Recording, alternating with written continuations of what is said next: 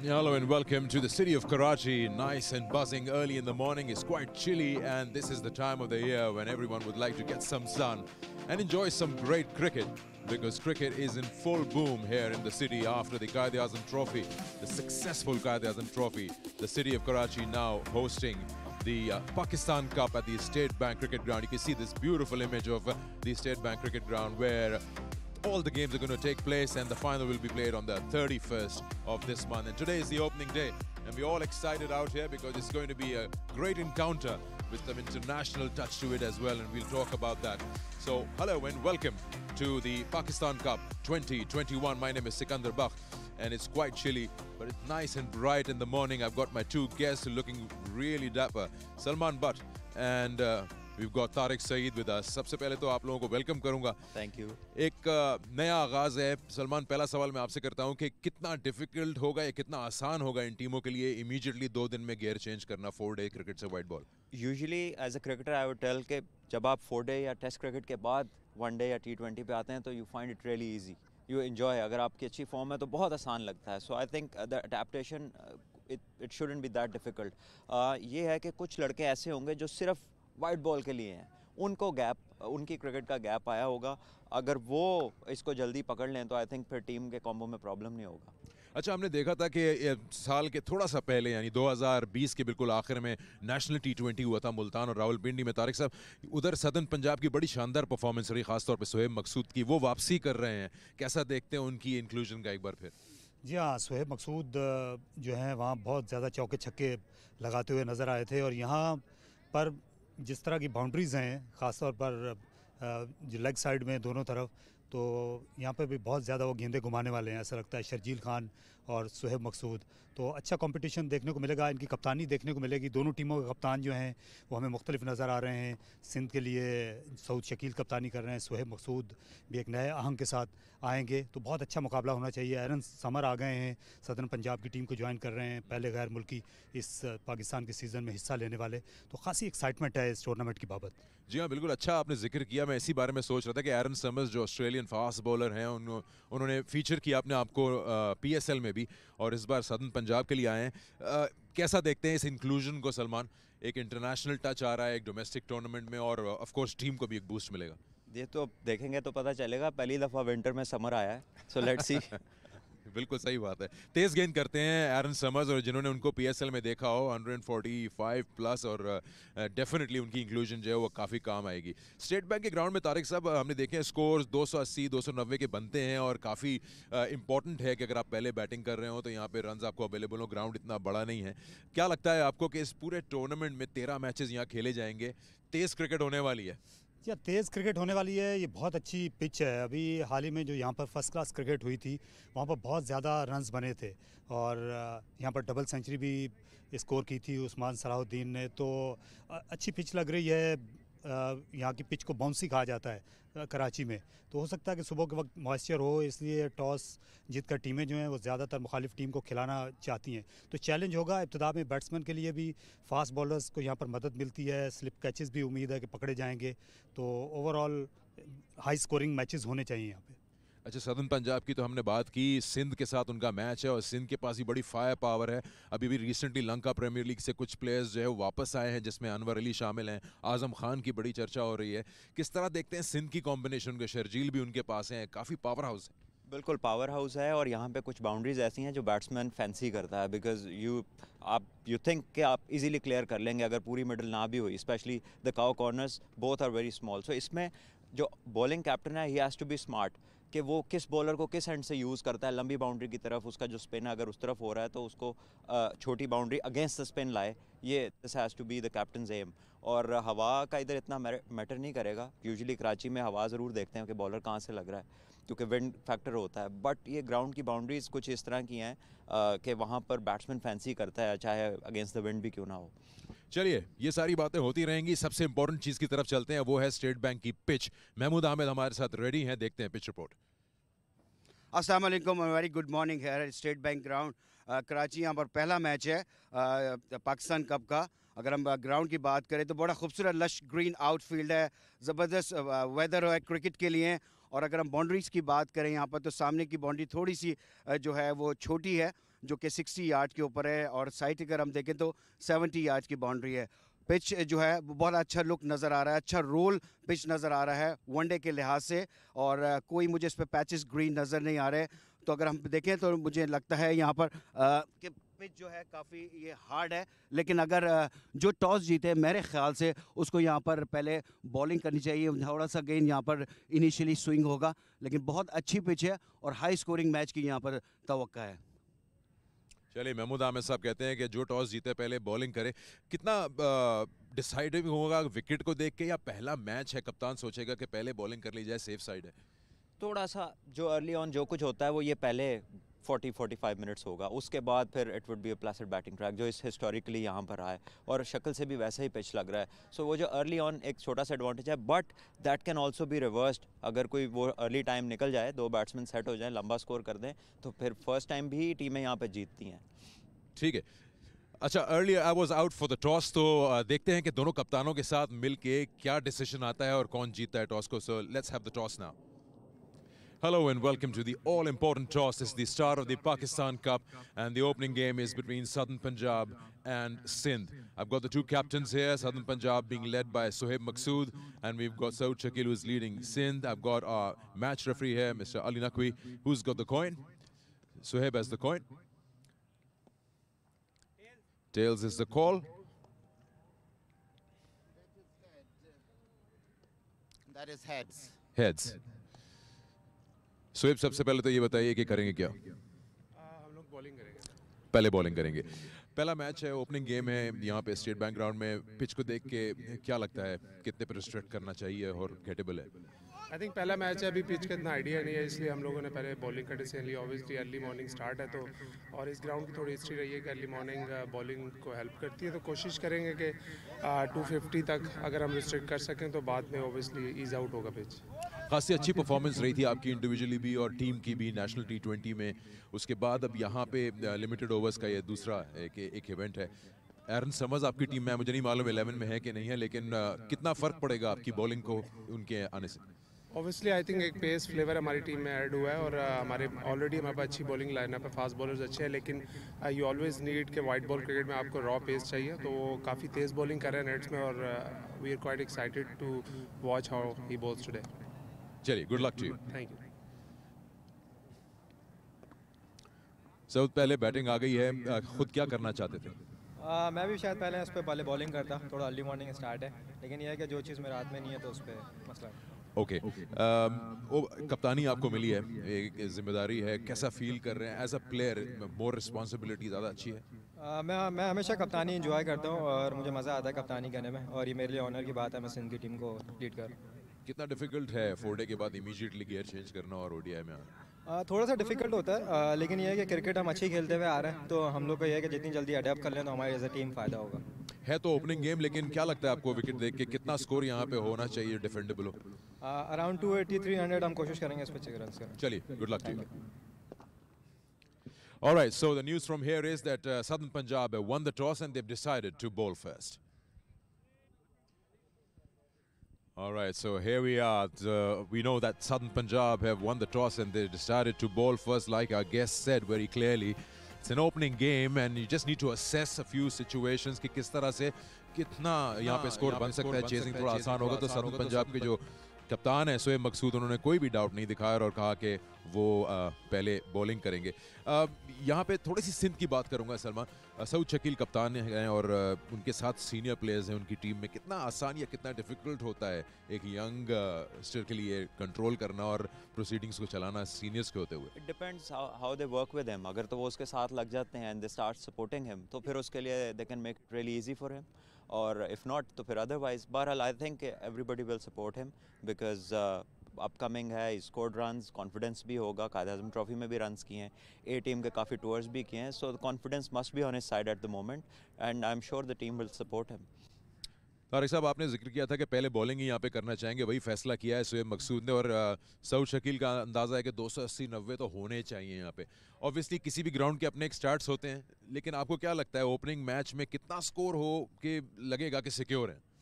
यहाँ जिस तरह का ग्राउंड है, ग्राउंड ज़्यादा बड़ा नहीं है। पिच के मुतालिक अभी तक यही सुनने में आ रहा है, देखने में भी आया है कि शायद सुबह के वक्त मॉइस्चर हो, उसके बाद ये सेटल हो जाएगी, रन्स बनना शुरू हो जाएंगे। लेकिन जो आउटफील्ड है ये एक सवाल होगा कि मौसम सरमा है, वैसे भी सॉफ्ट ग्राउंड है, कि ये कितनी तेज़ होती है। अगर आउटफील्ड में गेंद उस तरह से ट्रैवल नहीं करता तो फिर शायद ये जो 280 290 रन जो हैं ये डिफेंडेबल हो भी सकते हैं। तो लेकिन सिंध की बैटिंग जो है इसमें काफ़ी एक्साइटिंग प्लेयर हैं, जिस तरह शर्जील खान है, शायद उनको तो इस आउटफील्ड का इतना मसला ना हो क्योंकि वो तो उठाकर खेलते हैं। उसके अलावा आज़म खान है, उन सब को हम देखना चाहते हैं, उनकी हम विकेट कीपिंग खास तौर पर देखना चाहते हैं यहाँ पर वनडे मैच में, जो आज वो करते हुए नज़र आएंगे। चलिए, आप दोनों का बहुत बहुत शुक्रिया, आप हमारे साथ आए यहाँ पर शो पे। Lots of action lined up for you guys till the 31st of January is the opening match. It's Southern Punjab versus Sindh. We got lots of action coming your way. We'll take a short break and we'll come back to you.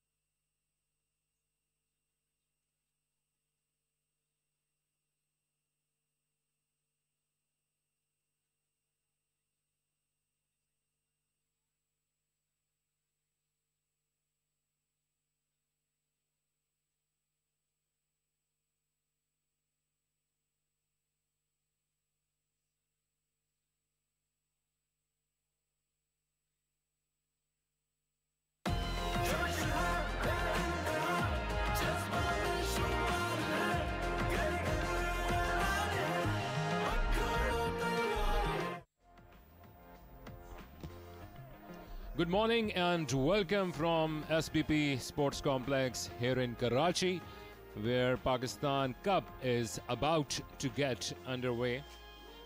The first game between South Punjab and the star-studded team of Sindh. So after some action-packed white ball drama in the National T20 tournament, and then the action moved to Karachi, where 45 days of first-class cricket were played, and what a final we had in National Stadium, Karachi. And just after a gap of a couple of days, here we are in this wonderful and smart settings of SBP Sports Complex, where the inaugural game is going to be played. Still a very young ground, very smart and compact setting, and it is expected that these games, which are going to be played in double league basis, are going to be very interesting. That will be followed by semi-finals and the final, which will be played by the end of this month, and that will almost conclude this domestic season. So cricket day in, day out, and now all focus will be on this white ball cricket. One day is going to be the name of the game.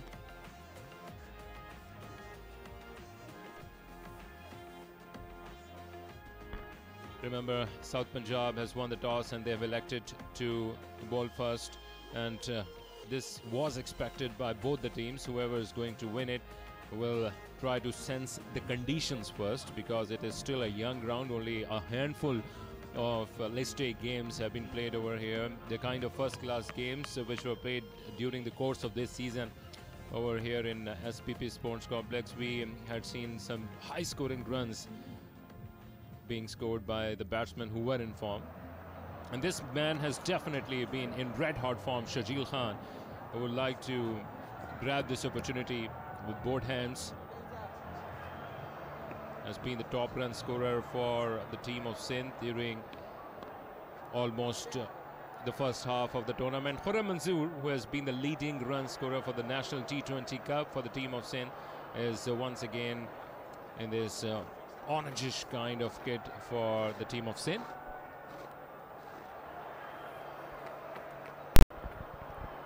Whereas this white ball is now in the hands of Amir Yamin, who has been phenomenal with his bowling form and has done very significantly well as far as his batting is concerned as well. So here we are. The white ball cricket is about to get underway. A slip and a typical side of for Amir Yamin on the offside. 2 men on the onside. Remember, this is going to be the first power play, the first 10 overs, where only 2 men are allowed outside the circle. So it is expected that some high-scoring shots will be played right from the word go. These 2 men are definitely capable of it, so it should be interesting over here in Karachi. Plays the call. And this opportunity I will avail to welcome Sikandar Bakht in the comm box as well. Good morning, Sikandar. Good to see you once again. Good morning, Akil. Thank you so much. Here we are with the opening match, as you've given the whole intro. So now, all what's left is some action. Amir Yamin is ready with the ball at the top of his mark. Khurram Manzoor and Shajil Khan, the 2 powerhouses. You can't get a better hard-hitting opening pair than this. So Sindh put into bat, and Southern Punjab have elected to bowl first. This is a good batting wicket. There's nothing in terms of grass on this pitch. It's absolutely a belter. And you expect somewhere around 280, 290 out here. It's not a very huge ground in terms of the size. Square of the wicket is not huge. But these 2 kind of batsmen, you don't really worry about the number of meters on the boundary. They can hit the ball hard. Here we go, the first ball. The Pakistan Cup. Sindh finished off last in the 4-day game, starting off with an extra. It's a wide, but they'll like to put that behind them. Southern Punjab also geared up and looked good during the tournament. Then they'll probably somewhere ran out of fuel. But here they are, just trying to start off on a winning note. We'll go on till the 31st of this month. That is the final of the Pakistan Cup. 13 games to be played here.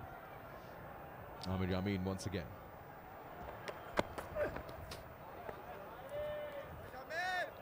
Just a hint of movement.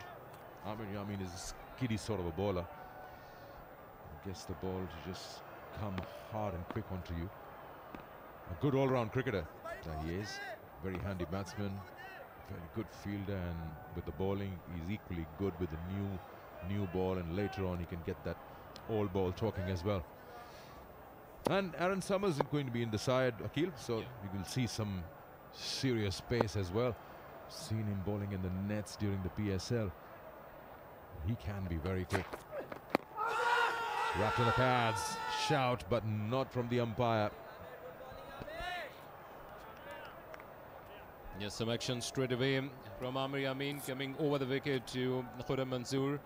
The first few deliveries, he kept it far too away from the batsman. This one, he brought it jarring into the pads of Khurram Manzoor, but still one would say the point of impact was clearly outside the off stump. Must be some jingle-jangle moment for the right-handed batsman Khurram Manzoor, who is now back in this one-day format for this team of Sindh.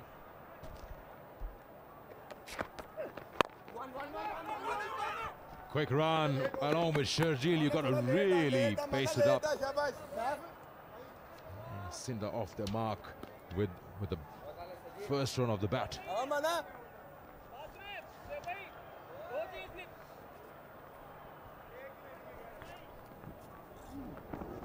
Yes, must be a little bit of relief for Khurram Manzoor after going away from the strike. He would have been miles away from the crease had it hit the stumps. The good thing about the top order of this team of Sindh is that not only they have been star-studded, but almost all of them have been among the runs as far as the national T20 is concerned. He was almost on the top of the tree in the tournament which was played, which now seems like a long time ago, before the Quaid-e-Azam Trophy. Sharjeel Khan scored around 250 runs with the highest of 90 in the national T20. Runs for Sharjeel right from the word go. Stand and deliver has been the name of the game for him, but not much timing behind the shot to clear the boundary.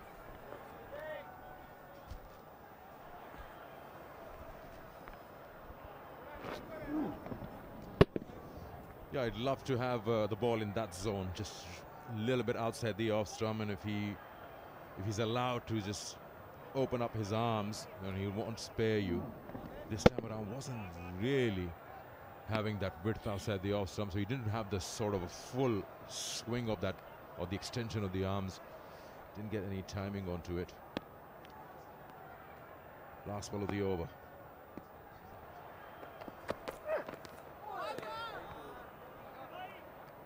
Swing and a miss.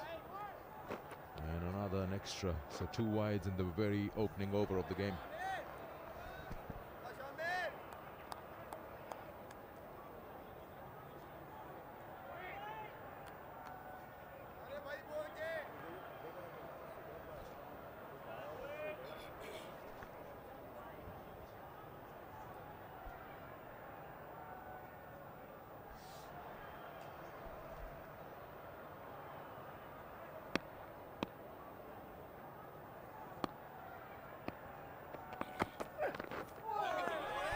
Nice bit of movement once again for Amir Amin. That's it for the first over. 5 for no loss in.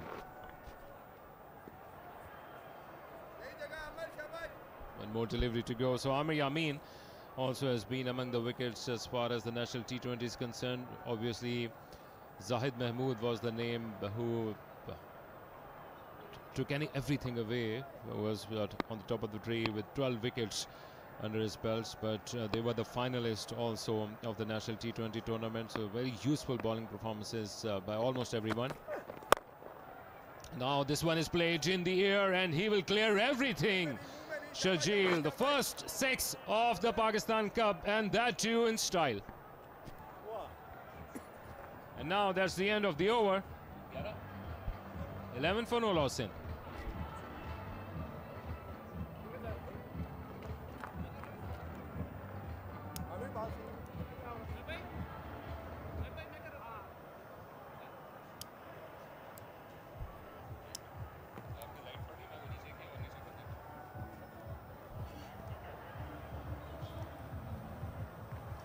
Yes, here we are in this compact, but still one would say magnificent settings of SBP Sports Complex, which is in a very busy area of Karachi.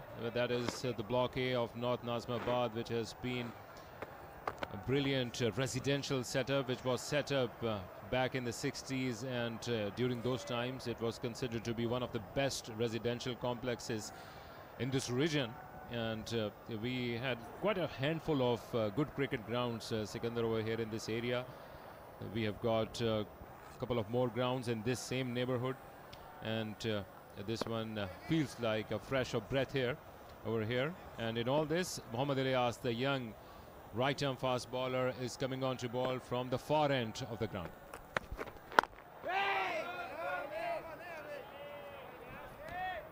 This inside is just so full of powerhouses. Sharjeel and Khurram, got Azam Khan, and they've got a nice mix and match with their captain Saud Shakil, who's a different brand of cricket altogether. And they do have that serious capability of getting your side to around 280, 90 If there's any team in this competition who can get those huge scores going, it's this side.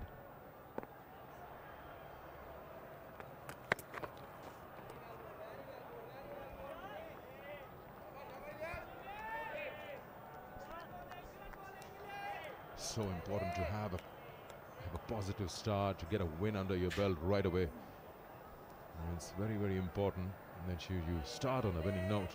And that's what everyone wants. We got 2 more games happening simultaneously at the UBL and the National Bank. So just like the other tournament, the Quaid-e-Azam Trophy, where 3 games were happening simultaneously, Pakistan Cup is also not different in that aspect.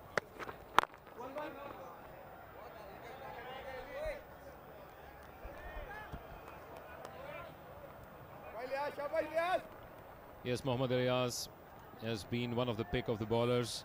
22 years of age, got 11 wickets in the National T20 tournament with the best of 3 wickets in an innings.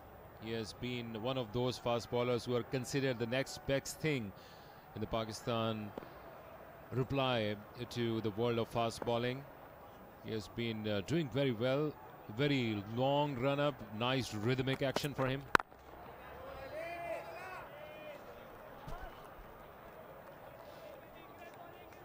The good thing about this opening game over here in the State Bank of Pakistan Sports Complex is that both the teams are quite star-studded, especially the top order of Sindh, starting from Khurram Manzoor and Shajil, and also with the likes of the man in form, Azam Khan. One would think that what is going to be the ideal total on this compact setting of SPP Sports Complex, clearly 300 plus should be the target. Nice line and length, keeping within the line of the stumps, Mohammad Riaz.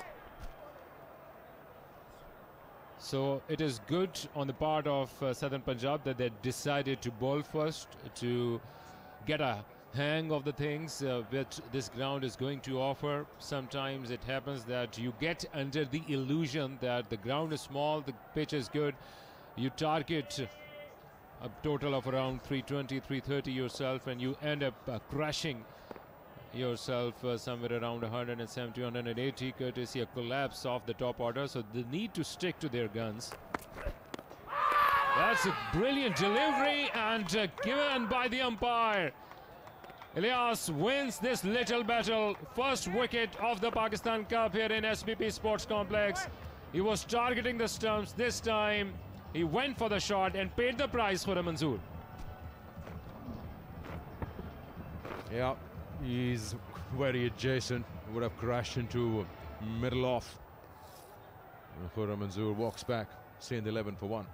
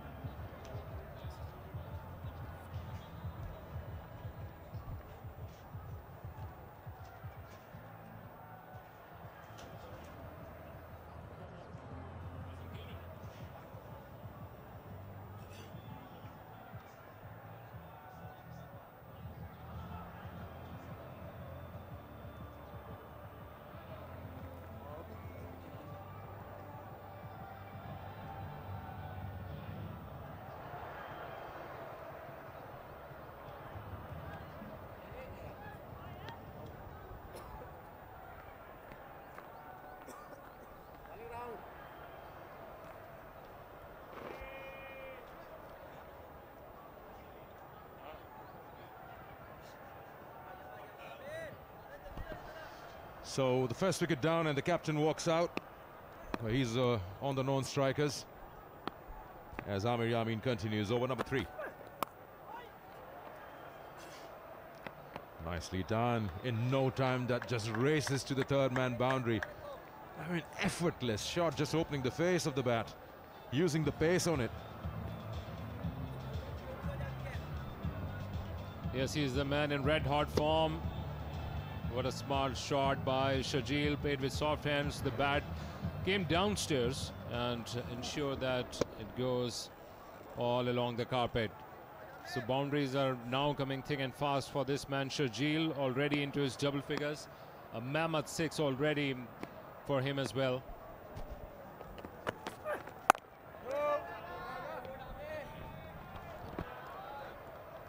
Sharjeel has really done well in the 4-day tournament as well. Got quick fire centuries, run and ball hundreds. There's the captain, Saud Shakil. He's a different kind of cricketer completely from Sharjeel and Khurram Manzoor. Technically sound, good on the eye. There's there he is, Khurram Manzoor was trying to work it onto the onside, wrapped on the pads. He knew it straight away, didn't really even look at the umpire. Round the wicket, just trying to create that angle to bring the ball into the left-hander and not give much space to Sharjeel outside the off stump. And that's the area where he gets a bit stuck, doesn't he? When the ball is closer to his body. He lacks the extension of the arm so much. But the margin of error is very slim. You bowl a little outside the off stump, he'll smash you through cover or point. If you bowl him around the hips, then he's going to hit you straight down to deep backward square leg for the big one. That's his favorite shot. That's the right area. If you worked out a game plan against Sharjeel, you want to keep the ball as close to his body as possible. Yes, Sikandar, you talked about Sindh coming on the bottom of the ladder, but the good thing is that they've got some men who are in form.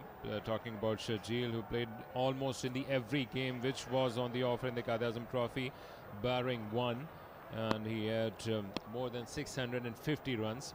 Saud Shakil obviously has been their top batsman, around 1,000 runs, just 30 short of it. This one is once again in the air, and this is going to the downtown. Nope, it landed pretty advanced off the boundary once again. Targeted the rocket high shot once again, Sharjeel, but couldn't time it brilliantly. Couple of runs at it. He hit that in the air when the ball bounces, sort of just really died on its own. Yeah, we look at that, just bounces and just dies its own death. We really will have to see and work out what this outfield is like as the match goes on. Seems like on the heavier side, and we might not really get to 90 as we expect. Well, let's see how it goes.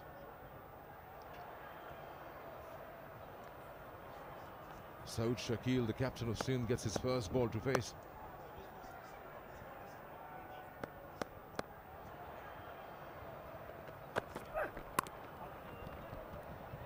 Straight away off the mark. Well, we've been talking about 280, 290, but the average first inning score here at the SBP is 218. We've never had a 300 score here. 17 for 1.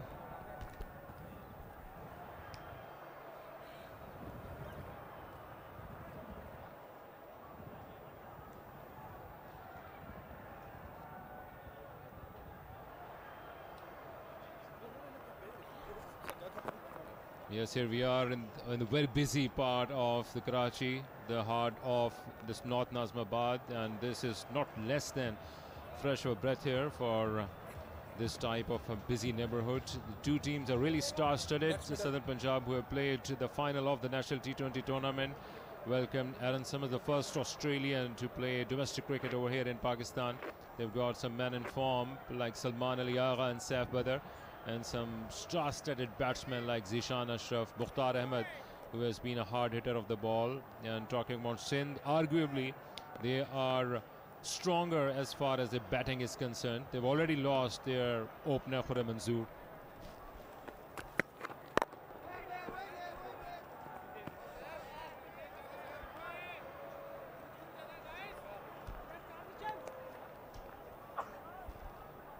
Talking about the other games being played simultaneously, and the UBL Sports Complex, Balochistan are up against the team of Northern, whereas in the NBP Sports Complex, Khyber Pakhtunkhwa are up against Central Punjab. And this competition, Sikandar, must ring a bell in the minds of the fans of cricket. Both the teams have played a brilliant final up against each other. the National Stadium, Karachi. And what else do you want? A final which was tied, a trophy shared, and all the hard work done was equally rewarded and obviously divided between the two teams, Central Punjab and Khyber Pakhtunkhwa. So they obviously know each other very well now. They are playing in the National Bank of Pakistan Sports Complex in the opening game of their side of this Pakistan Cup. So all to play for in this One Day Cup over here in the month of January.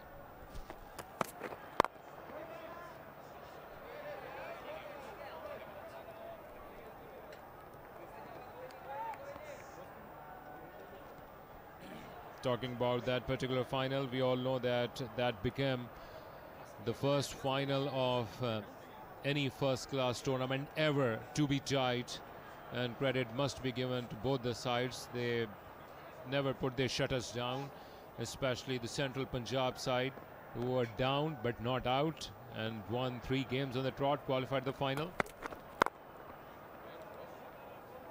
And that truly had been a fairy tale for them. And if you are a fan for that team, you will have to wait until the 12th of Jan when they will be playing against Sindh over here in State Bank of Pakistan. And that will be on your television and the YouTube screens all over the world as well. You come back to talking about what score is good and safe if you're batting first. We were just looking at the stats. I was talking about it. The average first inning score is 218. We're talking about list day cricket. And here at the SBP ground, the highest score is 286. So we never had a 300 score here, really. So you've got to really pull out a special performance to get to that 280-290. Good over this up till now from Ilyas. He hasn't given a run as yet. None for one. That should be his second maiden. Was really well done. Another maiden. So 2 overs, 1 wicket and 2 maidens. Brilliant. 17 for 1.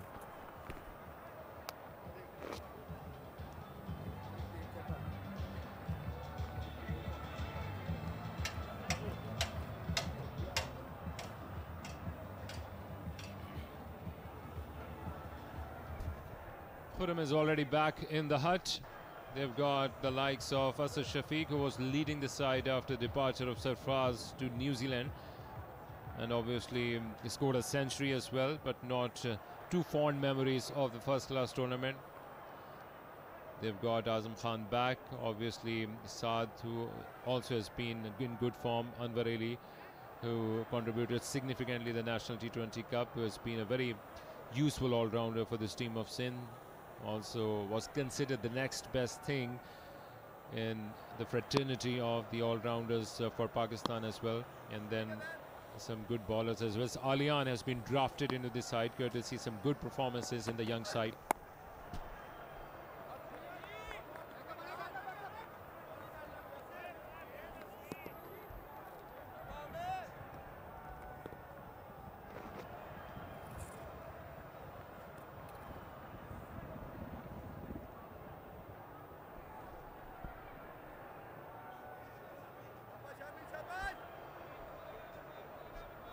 Shajil has scored more than 650 runs in the first-class tournament. Came back rearing into the form. And this one is played square and played with some fierceful force as well. Another boundary for Shajil. He's already showing his intent in this small ground here in Karachi.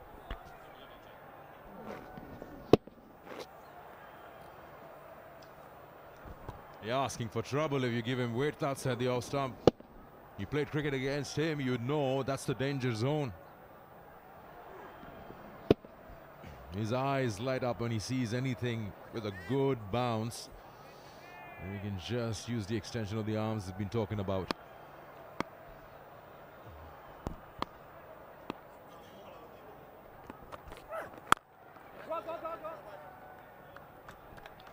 Surprisingly, we haven't seen Aaron Summers with a new ball.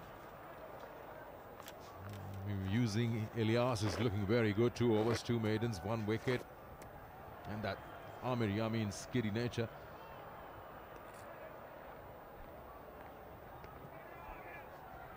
I think Aaron Summers is the one who's standing at mid-on, whitish mid-on. He's come from Australia all the way. He's been warming up and getting used to the weather, the conditions in Lahore. Then he flew to Karachi for this tournament.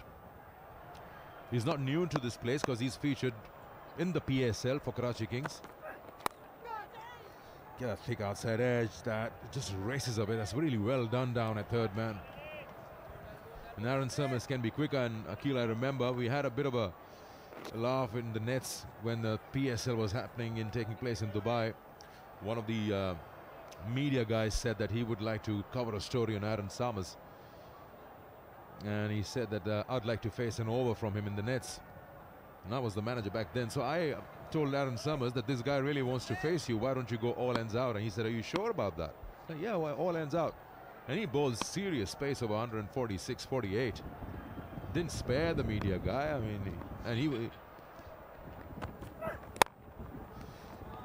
again plays it over that cover fielder.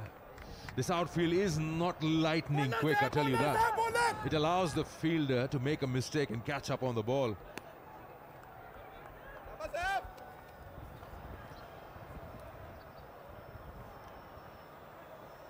So yeah, we're talking about Aaron Summers. He bowled really quick, but I'd like to give it to the guy from the media. He didn't back out. There he is, Aaron Summers. We'll be seeing him in action very soon. He didn't back out, otherwise he was bowling some serious space. Couple of bouncers, one right into the stumps. I thought he would be all bruised up.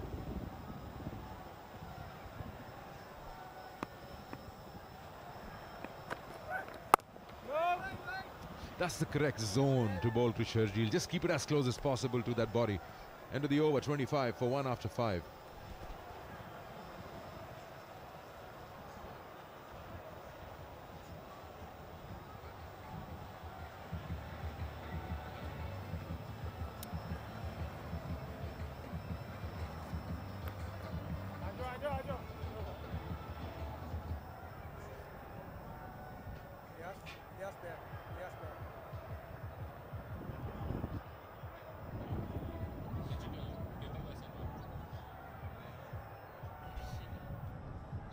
Compact settings of SBP Sports Complex, one would give you a resemblance of the grounds over there in New Zealand, perhaps a bit like Napier or Hamilton, where not only the grounds are small but surrounded by some greenery. Over here there are too many houses and a little bit of hill as well.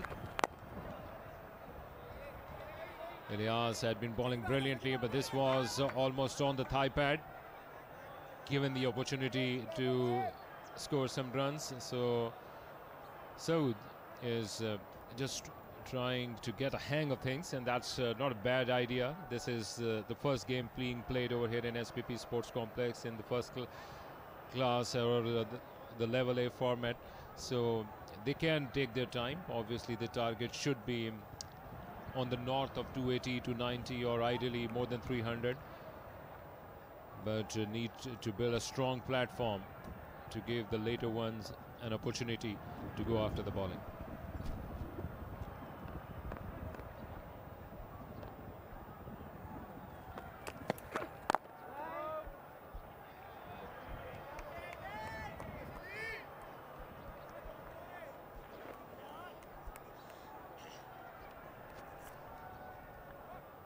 Skandar, you were talking about the sun beating down before the start of the game. Obviously it is another winter morning, not the coldest perhaps, but one of the colder days over here in Karachi, so the players should be happy out there having their moment under the sun.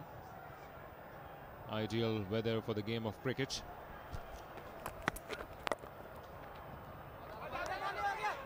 Nice stop, but can't stop the single.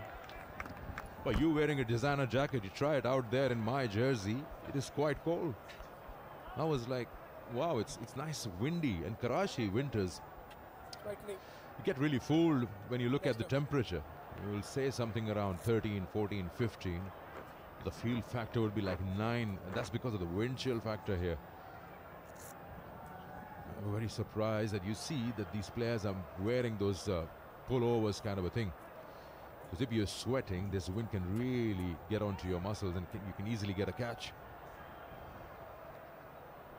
Get a stiff neck. You don't want that at the start of a tournament.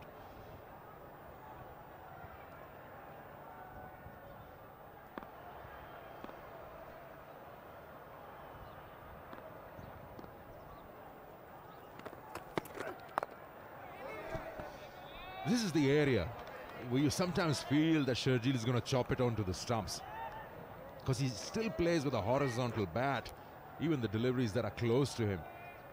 You hardly will see him with a vertical bat. Look at that.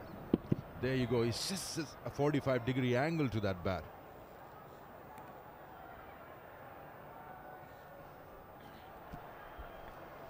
Yes, this is interesting, talking about the weather, the game being played over there at NBP Sports Complex. The temperature or the humidity must be little on the higher side. Yeah, don't ball there. That's his favorite area. Lucky he got protection. Off the hips. He's brutal.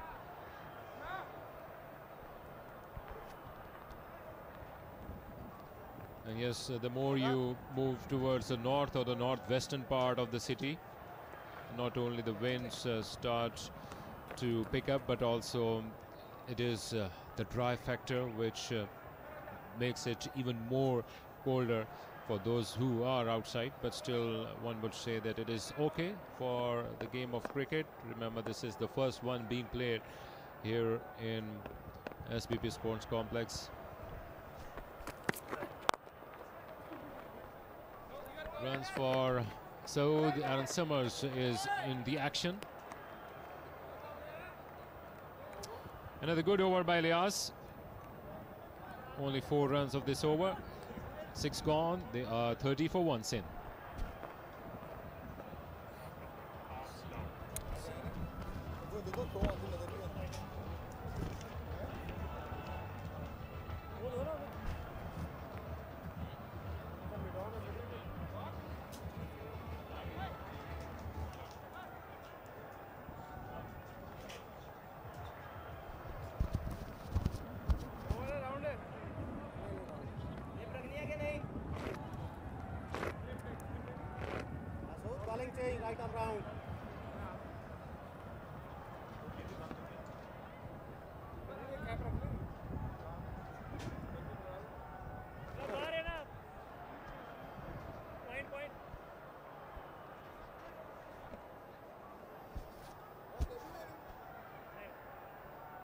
Bowling में पहली तब्दीली की जा रही है। Salman Ali Agha off spin करने के लिए आए हैं।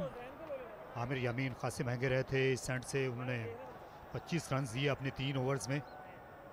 मकसूद ने उनको हटाया है और लेफ्ट हैंडर के खिलाफ ऑफ स्पिनर को लेकर आए हैं और खूबसूरती से खेल दिया। इस बार थर्ड मैन पर अच्छी फील्डिंग देखने में आई इलियास की जानिब से, जो खासे फाइन खड़े हुए थे।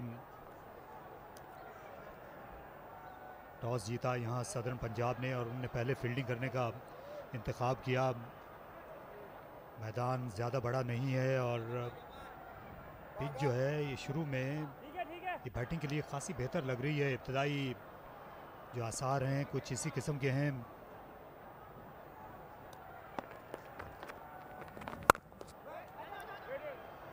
आउटफील्ड खासी सुस्त है। अभी इस शॉट से भी ऐसा ही लगा था।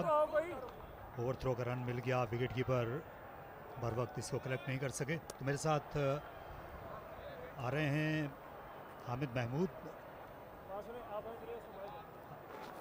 हामिद, माफ़ कीजिएगा, पाकिस्तान के फॉर्मर क्रिकेटर, उनका हम खैर मकदम करते हैं। शुक्रिया तारिक। और 33 रन बन चुके हैं।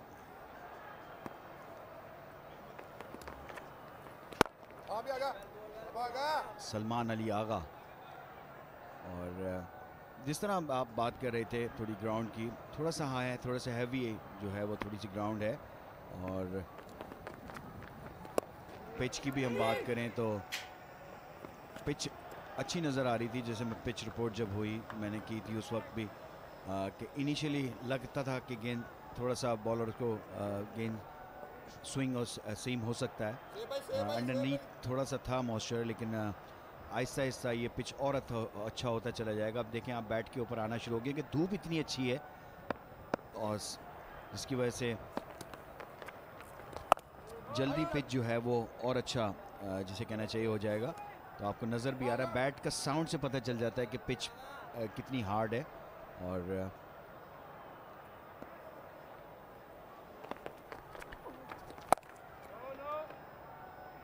इस बार फिर कोई रन नहीं मिलेगा। अच्छी फील्डिंग देखने में आई मुख्तार अहमद की जानिब से। पहला ओवर इख्तिताम को पहुंचा सलमान अली आगा का 34 पर 1।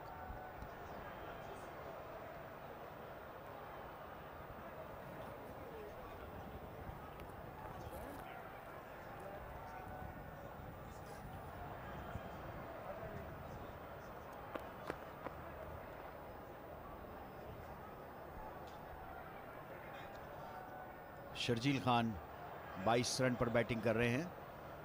सऊद शकील जो कि सिंध के कप्तान भी हैं, खुर्रम के आउट होने के बाद वो आए थे बैटिंग करने के लिए। इसके बाद आता शफीक, आजम खान, साद अली, अनवर अली ऑलराउंडर, सान, आलियान, उमर, हमजा, ये सिंध की टीम।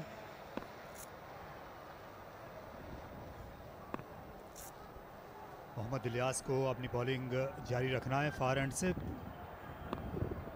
तक 3 ओवर्स में 5 रन दिए हैं। गिरने वाली इकलौती विकेट इन्होंने हासिल की। सिंध की टीम का आप जिक्र कर रहे थे, जिसमें आज शाहनवाज धानी शामिल नहीं हैं, जो इनके सरकर्दा बॉलर थे फर्स्ट क्लास सीज़न में।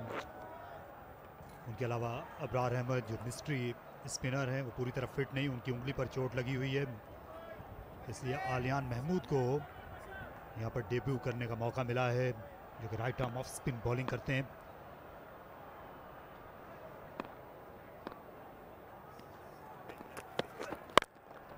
और शानदार शॉट खेला, इस बार क्लियर किया बाउंड्री लाइन को, गेंद सीधी जाकर दीवार पर लगी। दूसरा छक्का शर्जील खान का। बिल्कुल, और पहला छक्का भी दीवार पे ही लगा था फार हैंड से, लेकिन इस दफ़ा भी बॉलर चेंज थे और आगे पिच हुआ वो बॉल था, उसको शर्जील ने वाइडर लॉन्ग ऑन की तरफ खेला और दूसरा छक्का लगाने में कामयाब हुए। शर्जील 28 रन पर बैटिंग कर रहे हैं। अच्छी फॉर्म में हैं शर्जील खान, 2 सेंचुरी बनाकर आए हैं ये कायदे आज़म ट्रॉफी में।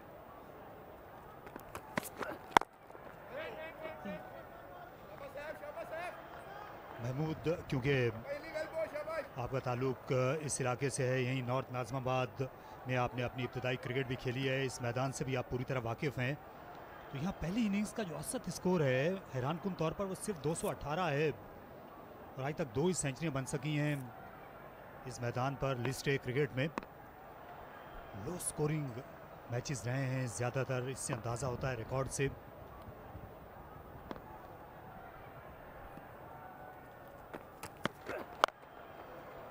फाइन लेग पर फील्डर हैं, 1 ही रन बन सकेगा, मोहम्मद इमरान थे। जी हाँ, जिस तरह ये ग्राउंड नज़र आता है एज ए बैट्समैन, अगर आप जाते हैं आपको लगता है कि बहुत छोटी है, लेकिन कई जगह से, क्योंकि जो कॉर्नर्स हैं इस ग्राउंड के अगर आप देखें वो उसकी बाउंड्री थोड़ी सी छोटी है।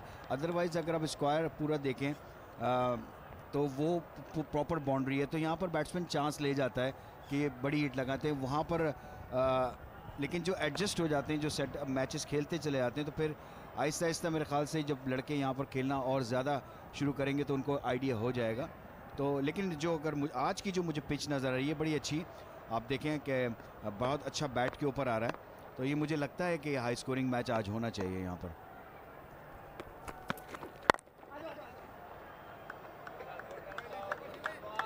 जी हाँ, जो मैदान का साइज़ कम होने की हम बात करते हैं, बाज़ जगहों पर ऑफ साइड में ये लेफ्ट हैंडर्स के सामने जो थर्ड मैन का इलाका है वहाँ पर बाउंड्री का साइज़ कम है। इसके अलावा इस वक्त हम कह सकते हैं मिड विकेट का शर्जील खान के लिए वैसे भी किसी भी मैदान का साइज़ कम ही होता है जब ये अपने पूरे फ्लो में बैटिंग कर रहे होते हैं, लेकिन क्योंकि आउटफील्ड सुस्त है तो वो नलीफाई हो जाती है। जो बाउंड्री का साइज़ है, वो तवाज़ुन है इस मैदान पर गेंद और बल्ले के दरमियान।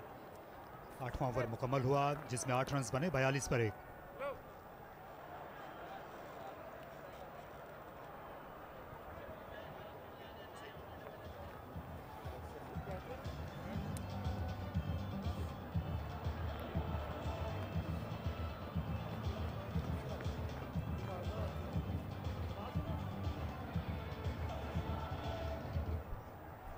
Basit Ali former test cricketer और हेड कोच हैं सिंध की टीम के।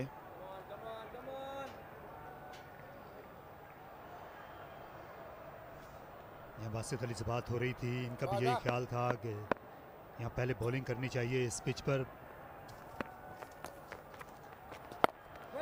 ऑफ स्पिनर को भी इसी मकसद के लिए लाया गया है कि सुबह के वक्त जो पिच में नमी है उसका जल्दी फ़ायदा उठा सकें, और जो 2 लेफ्ट हैंडर्स हैं उनके खिलाफ ये कारगर हो सकते हैं। काफ़ी विकेटें लेते हैं, कारआमद क्रिकेटर हैं। एक और बहुत अच्छे क्रिकेटर हैं मोहम्मद आजम खान, सिंध के लिए इस टूर्नामेंट में विकेट कीपिंग भी करेंगे। थोड़ा सा पीछे गिरा था बॉल, अच्छा उसको मिड विकेट की तरफ खेला सऊद शकील ने और 2 रन बनाए।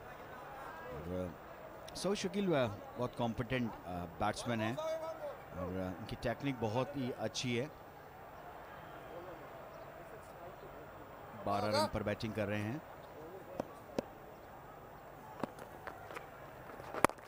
तो फिर उसी लेंथ के ऊपर गिरा हुआ बॉल था, लेकिन उसको जहां पर वो पहले खेले थे इस दफा थोड़ा सा गेंद आगे था इस वजह से, लेकिन रोटेट किया स्ट्राइक को।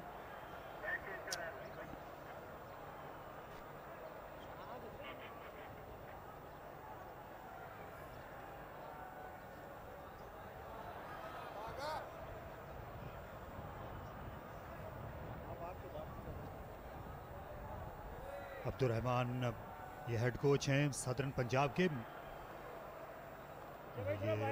पाकिस्तान सुपर लीग में भी मुख्तलिफ टीमों के साथ रहे हैं। पहले पेशावर ज़ल्मी के साथ थे, उसके बाद ये मुल्तान सुल्तान्स के लिए भी खिदमत अंजाम दे चुके हैं। ये दोनों बैट्समैन की एक खूबी है, जो सऊद शकील और शर्जील खान दोनों के पास खासा वक्त है, लेकिन रन बनाने का अंदाज़ मुख्तलिफ है दोनों का। शर्जील हवा में भी खेलना पसंद करते हैं, सऊद शकील ज़्यादातर ऑर्थोडॉक्स शॉट खेलते हैं। बड़े ख़तरनाक बैट्समैन हैं शर्जील खान। इस फॉर्मेट का अगर उन्हें चैंपियन बैट्समैन कहा जाए तो ये गलत नहीं होगा। इस बार उठता हुआ शॉट खेला और गेंद पलक झपकते ही साइड स्क्रीन से जा टकराई। दिल का शौका शर्जील खान का। इस दफा ओवर पिच बॉल किया था, आगे गिरा हुआ बॉल था और उसका फायदा उठाया शर्जील ने। बॉलर के सर के ऊपर से खेला, मिड ऑफ का फील्डर भी जो है वो दायरे में था, उसका फायदा उठाया तो यहाँ पर बाउंड्री लगाई शर्जील खान। जी हाँ, ज़रा सा निचला हाथ इस्तेमाल करने में कामयाब हुए। खड़े खड़े उनने हिट लगाई थी। 9 ओवर्स के बाद 49 पर 1।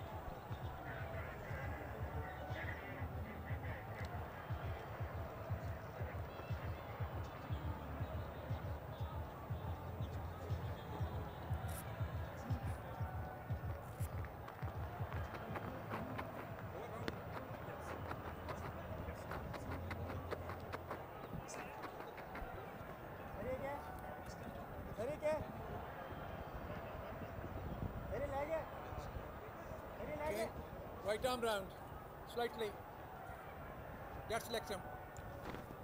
ये एरन समर हैं जो ऑस्ट्रेलिया से आए हैं, तस्मानिया से अपना डेब्यू कर रहे हैं पाकिस्तानी सरजमीन पर। इस पाकिस्तान कप का इनका डेब्यू है। इससे पहले कराची किंग्स के लिए खेल चुके हैं पाकिस्तान सुपर लीग में।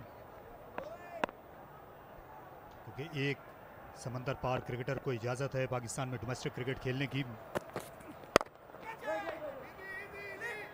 ग्रेड 2 क्रिकेट खेली इन्होंने साउथ ऑस्ट्रेलिया के लिए और वहीं से उनको सदर्न पंजाब में कॉल किया। तो ये दिलचस्प मुकाबला होगा दोनों लेफ्ट हैंडर्स का सिंध के एरन समर से।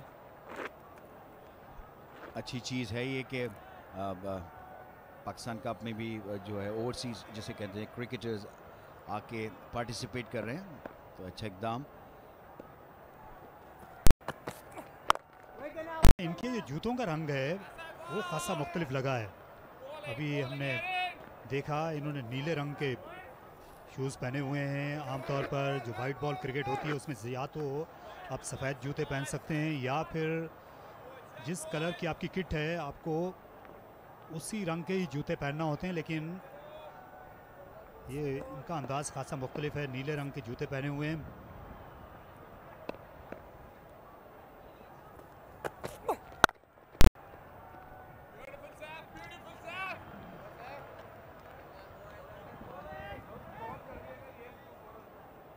पुश किया था सऊ शक्ल। ये जो आप बात कर रहे थे तारिक, हाँ इनके ये जो शूज़ हैं उनका जो कलर है वो ब्लू है। उमूमन जो किट का कलर होता है आई थिंक वही कलर के शूज़ आप पहन सकते हैं, अदरवाइज़ अब फिर आपको वाइट शूज़ पहनने हैं।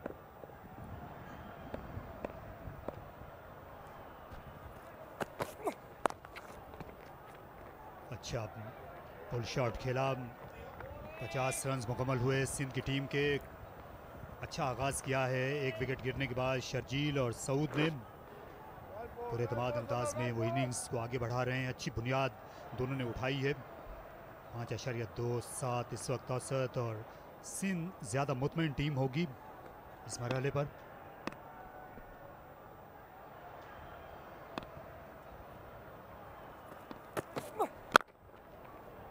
अच्छी रफ्तार नज़र आई, यॉक करने की कोशिश की थी। ये एक ऐसे बॉलर हैं जो 150 किलोमीटर फी घंटा की रफ्तार से भी ऑस्ट्रेलिया में बॉलिंग कर चुके हैं। होबार्ट हरिकेन्स के लिए बिग बैश खेलते रहे हैं, वेस्टर्न ऑस्ट्रेलिया में पैदा हुए थे। एरन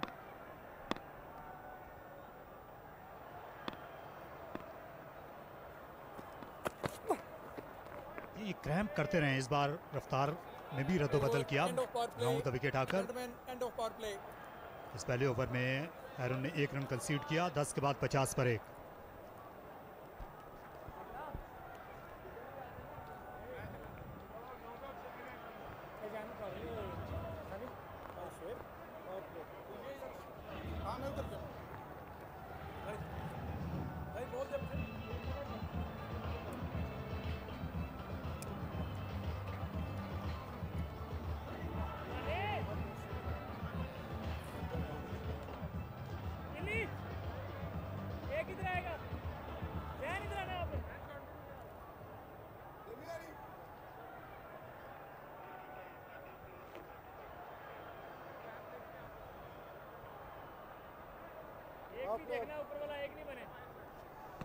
दो ओवर्स में 11 रन दिए हैं सलमान अली आगा ने, वही कंटिन्यू करेंगे इस वक्त।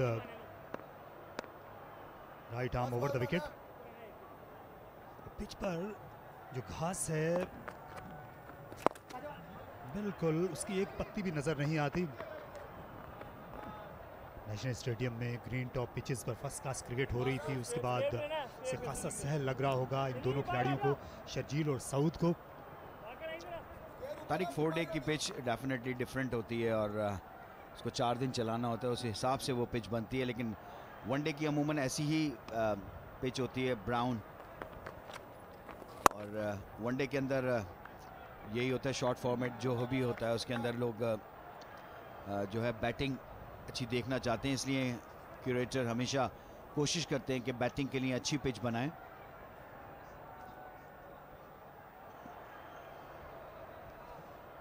यहाँ पर स्पिनर ने भी विकेटें हासिल की थी फर्स्ट क्लास के आखिरी मैच में सदर्न पंजाब के लिए। यहाँ इनके लेग स्पिनर टीम में मौजूद हैं जाहिद महमूद, उनने 4 खिलाड़ियों को आउट किया था सेंट्रल पंजाब के खिलाफ। लेकिन उनसे पहले आगा का इस्तेमाल किया जा रहा है। ये देखिए पिच पर आपको जो घास है वो कहीं भी नज़र नहीं आएगी, एक पत्ती भी। जी हाँ बिल्कुल, मैंने पिच रिपोर्ट ही की थी और ये वाज़ेह किया था कि कोई जो एविडेंस नहीं है, कोई ग्रीन पैच नहीं है। बहुत ही अच्छी रोल हुई हुई पिच जिसे कहना चाहिए, 1 डे क्रिकेट के लिए बेहतरीन जिसे कहना है पिच बनाई है क्रिकेटर एहसान अराई। पीछे गिरा बॉल तक कट किया और लेकिन कैप नहीं बना सके इस दफ़ा शर्जील। ये एहसान आराई ये पहले नेशनल स्टेडियम के हेड क्यूरेटर थे और ज़ेब आराई जो उनके बेटे हैं वो यहाँ पर चीफ क्यूरेटर हैं। एहसान आराई कंसल्टेंट का काम करते हैं, यहाँ आज सुबह के वक्त मौजूद थे।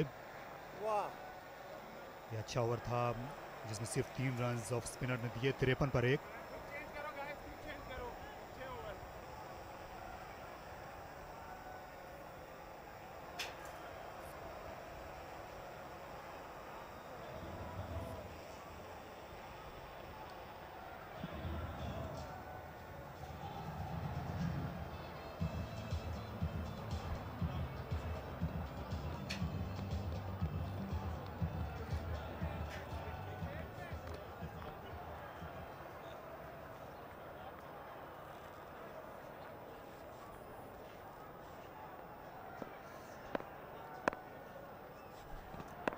एरन समर कंटिन्यू कर रहे हैं राउंड द विकेट और शानदार cover drive. Fielder D point से आएंगे, उन्होंने कट ऑफ किया। अच्छी फील्डिंग देखने में आई। यहाँ पर मोहम्मद इमरान थे। 4 फास्ट बॉलर्स के साथ मैदान में उतरी है सदर्न पंजाब की टीम और इस टीम में 2 स्पिनर भी हैं, जाहिद महमूद, उनके साथ साथ सलमान अली आगा। तो अच्छा मुतवाज़िन अटैक है। अच्छी कवर ड्राइव खेली थी सऊद शकील ने, इस दफा कैप तलाश कर लिया था, 2 रन बनाने में कामयाब हुए।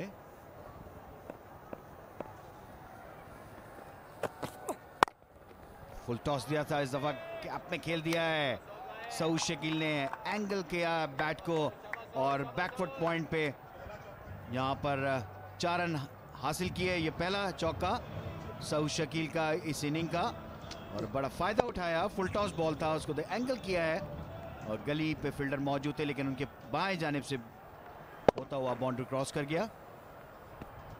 यहाँ आला बैटिंग का मुजाहरा, फुल टॉस को भी सिर्फ प्लेस किया, अपने बल्ले का फेस ज़रा सा ओपन करते हुए। इस बार खासा वक्त था, गेंद पड़ने के बाद ज़्यादा तेज़ी के साथ नहीं आई। हुक करने के बाद 1 रन बनाया सऊद शकील ने।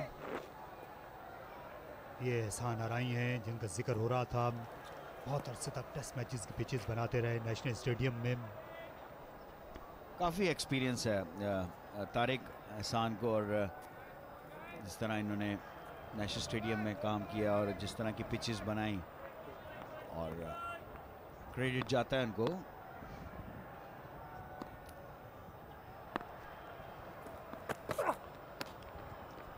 अभी तक ज़्यादा पेस नहीं दे रहे शर्जील खान को, क्योंकि जानते हैं कि गेंद जितनी तेज़ी से शर्जील की तरफ आती है उनके बल्ले से भी उतनी तेज़ी से ये बाउंड्री की तरफ जाती है।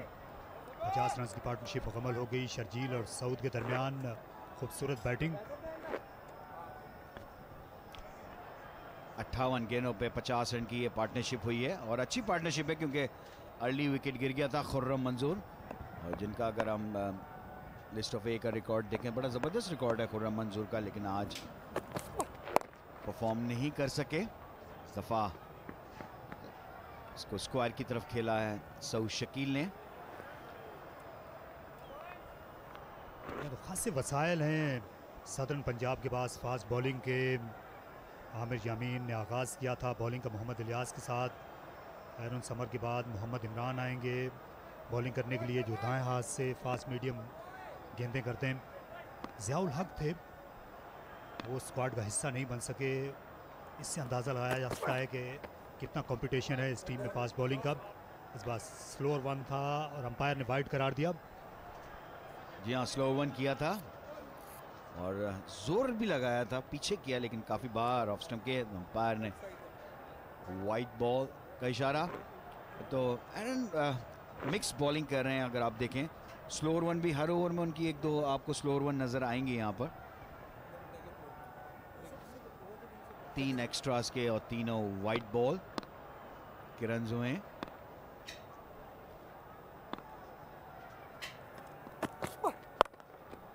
और शानदार शॉट, सनसनीखेज बैटिंग का मुजाहरा शर्जील खान की जानिब से। यही फ्लेवर ऑफ द डे है आज शर्जील खान के छक्के, उनका तीसरा 69 पर 1। क्या बात है, खूबसूरत टाइमिंग। शर्जील थोड़ा सा ऑफलाइन हुए, देखें मिडिल लेग स्टंप पे, और ये इनका फेवरेट शॉट है। जिस तरह गेंद को पिक किया है, स्क्वायर लेग के ऊपर से 6 रन लगाए शर्जील खान। तीसरा छक्का इस इनिंग का। Outstanding, beautiful timing Sharjeel Khan की तरफ से। 69 for 1।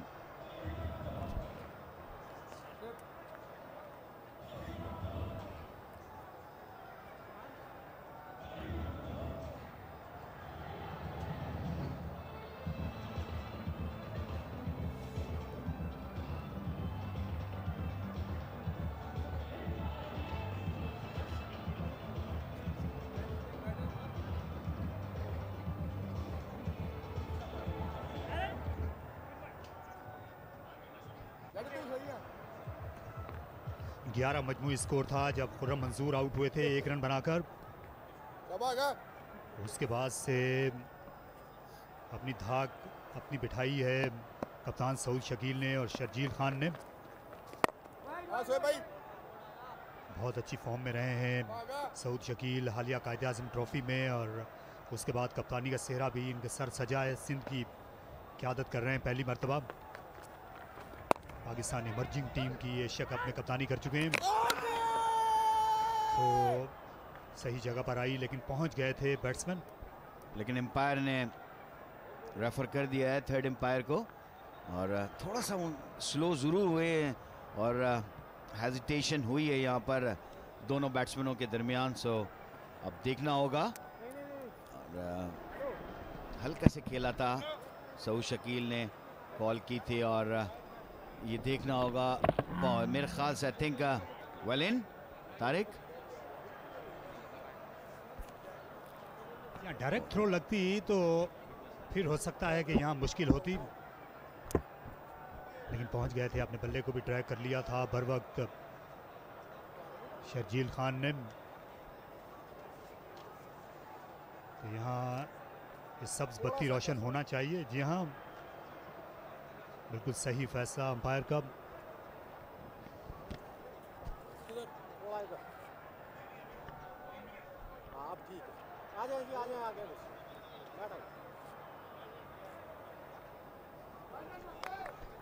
तारिक, अगर इस तरह की जब आप सिंगल लेते हैं तो बहुत ही, जिसे कहना चाहिए, दोनों में अंडरस्टैंडिंग बहुत ज़रूरी है। जहाँ ज़रा सी भी हेजिटेशन होती है, यस नो, तो वहाँ पर मुश्किल हो जाती है। तो थोड़ा सा यही हुआ था, लेकिन अच्छा रहा ये सिंध के लिए, क्योंकि जिस तरह शर्जील बैटिंग कर रहे हैं बड़ा नुकसान हो जाता है यहाँ पर, रन आउट हो जाते तो।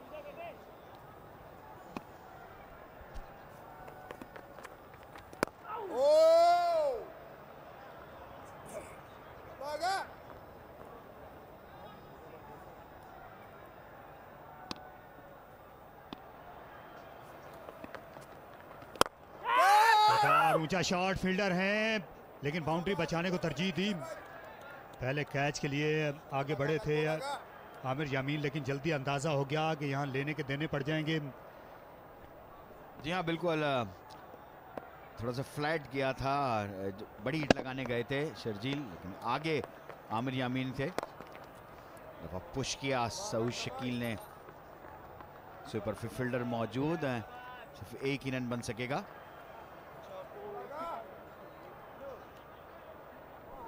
ये देखें, ये रिप्ले था, आमिर यामीन कोशिश की, लेकिन वो समझ गए थे कि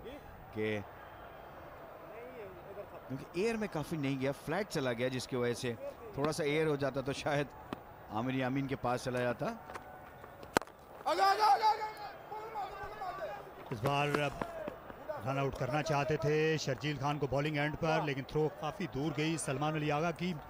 इस ओवर से 4 रन आए, 13 के बाद 73 पर 1।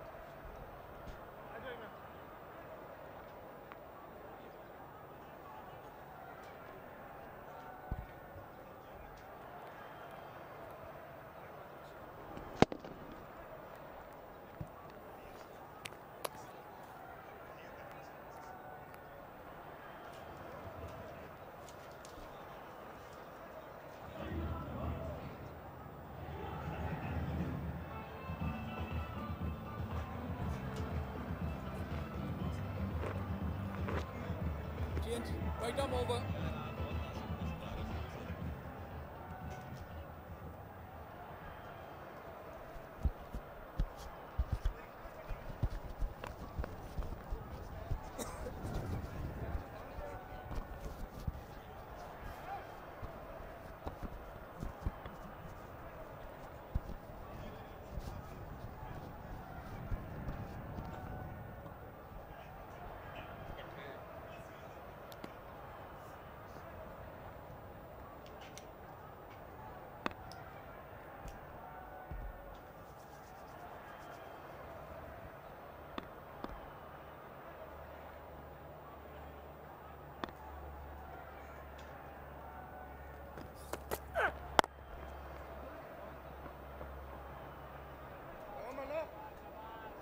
$73 for 1, the opening game of the Pakistan Cup. After they lost, Khurram Manzoor, especially Sharjeel, has looked good, 44 of 37. Saud Shakil has looked very composed as always. Not really a runner ball, but that's how he plays if you got the compliment of the other guy who is a power hitter. Yeah, actually, Saud Shakil is somebody I like watching. Even when he was playing in my opposing teams, he's somebody very pleasant on the eye, times the ball really well, a very naturally flowing batsman he is.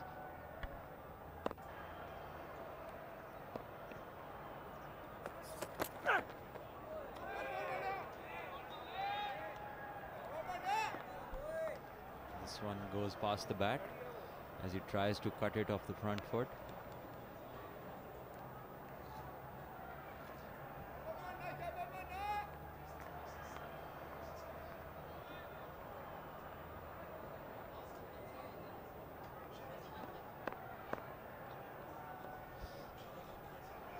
This is something that I really want to talk about over here, is that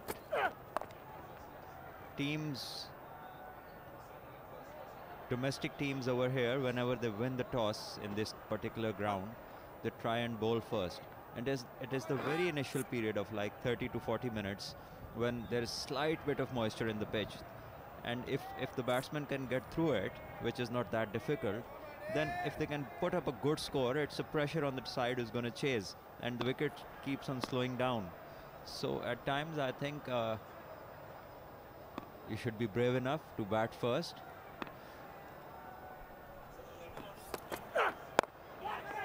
Oh, it's up in the air. Who's going to take this one? The keeper goes for it, yes. Zishan Ashraf takes the catch. I was just going to talk about it, that he's come of age, Sharjeel. He's really timing it well, but this time around the ball gets bigger on him. He tries to work that around somewhere in the square leg area that he fancies. Have a look at this. Yes, I think the ball was going across his body, and he has played a couple of big shots in the same region in the cow corner, and both of the times he connected it and they went for 6. This time it went up in the air. This is a different bowler. He's more experienced. He knows that where Sharjeel is looking to hit, so he bowled the ball across the body, and he was successful. 44 of 38 for Sharjeel, 75 for 2. Sindh.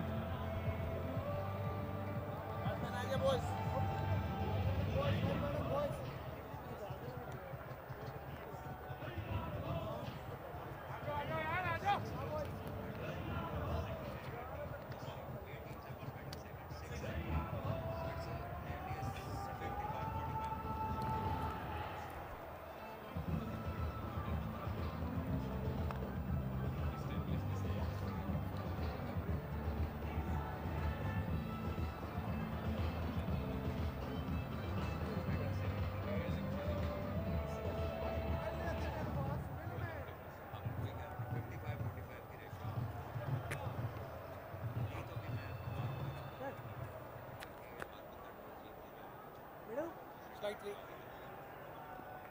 Oh, that's middle. Right arm over. Asad Shafi walks out, the captain, when he was playing the 4-day game, the first class, but now he's playing under Saud Shakil as the non-strikers. Lots of experience there. Don't need to talk about how much cricket he's played. He knows exactly what's required of him. Yes, definitely, and he needs to get runs for himself, for his team, and this partnership would be very important because Sindh need a big partnership.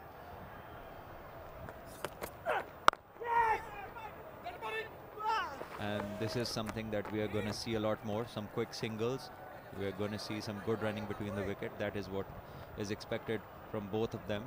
Both of them are the type of players who will take their time and they will take quick singles and they will keep the fielders on their toes.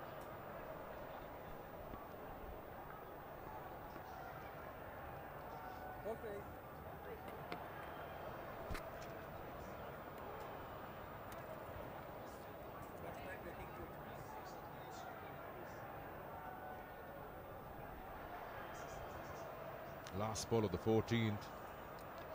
But Saud Shakil, while diving, is probably scratched his arm. Just coming to think of a balance of a team. We're talking about Sindh opening up with two batsmen like Sharjeel and Khurram Manzoor, who we know like powerhouses, and complete contrast Asad Shafiq and Saud Shakil. Sometimes you feel when in a situation like this, if you've got a momentum, you've got the start, suddenly the pace of the game changes. Yes, it does. But the type of pitch that they're playing on, they will need a partnership where you will see not a lot of boundaries. You will see some grafting going on while both of these batsmen bat, and it is important to get a good total over here because this is a place where you cannot always keep on hitting the big boundaries. The outfield does not allow that the ball to travel very fast over here, and not every day you're gonna hit sixes every 1 or 2 overs.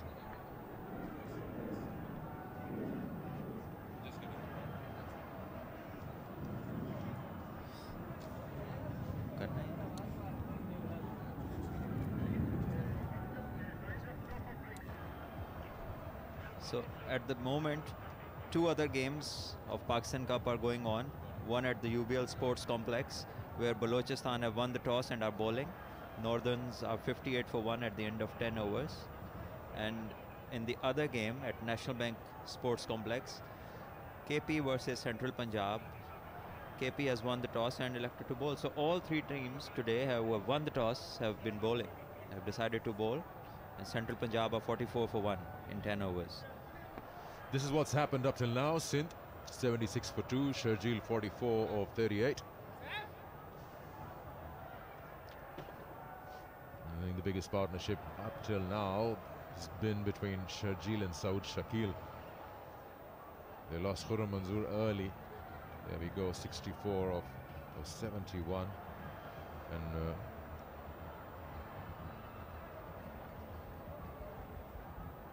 Aaron Summers wasn't given the new ball. In fact, he came in at the second change. They started off with Amir Yamin and Mohammad Ilyas. Ilyas was good, 2 maidens in wicket.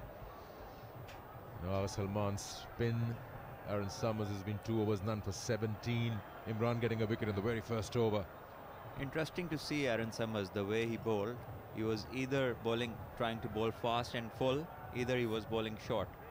So far in the 2 overs that he's bowled, we've just seen 2 lengths mostly and a slower ball. 1 slower ball, I think, out of the 12 he's bowled. So it's been more like the closing overs of a limited overs game, lengths that we have seen from him.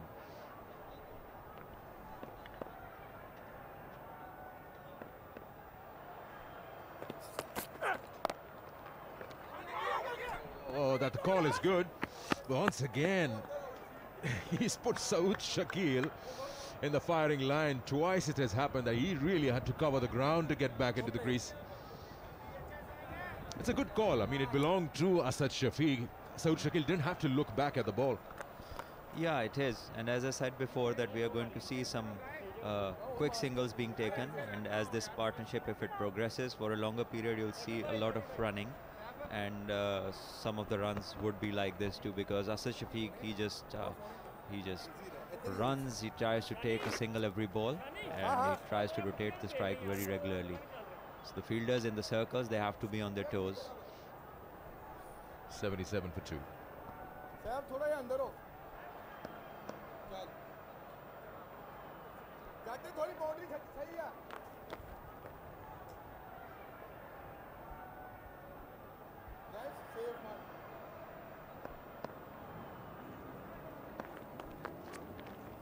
I really thought that they might, after dismissal of Sharjeel, send in Azam Khan just to keep that balance going. A power hitter and the one who just really gets the runs going along the carpet. Yeah, that's fine, but you see there's a lot of overs to go. Still 36 overs to go in this innings, and it's a huge number.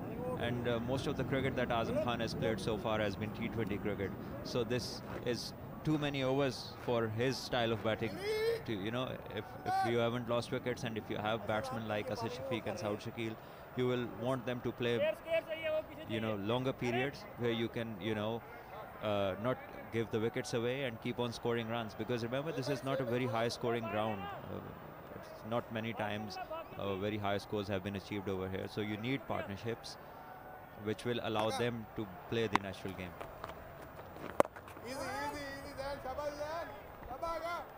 The onside got a backward square leg. He's got a deep mid wicket and a long on.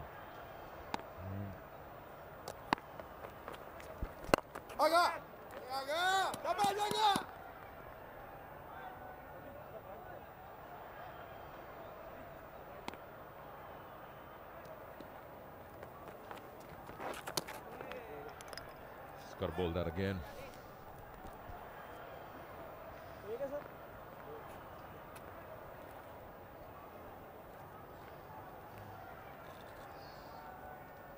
The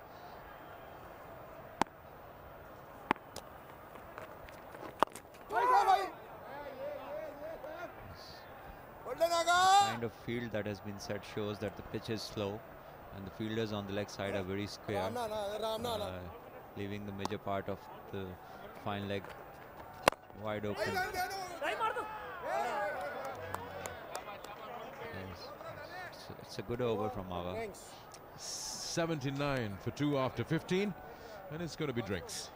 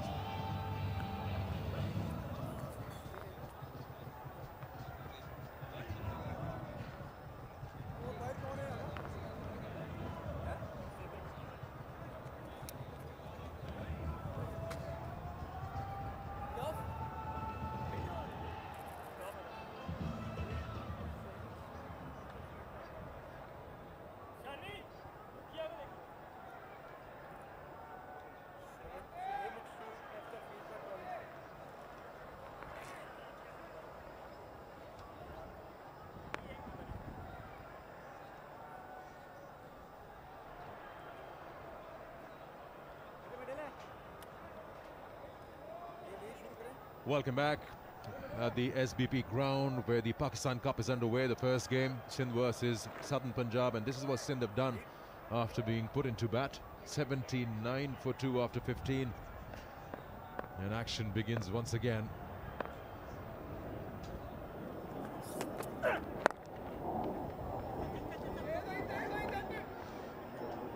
Another single towards square leg, very nicely turned away by Saud Shakil.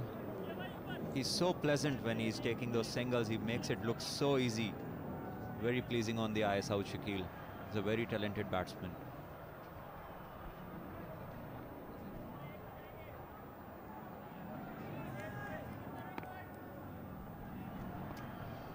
Asad Shafiq, I mean, the more you say about him, the less it seems in terms of technique, complete batsman.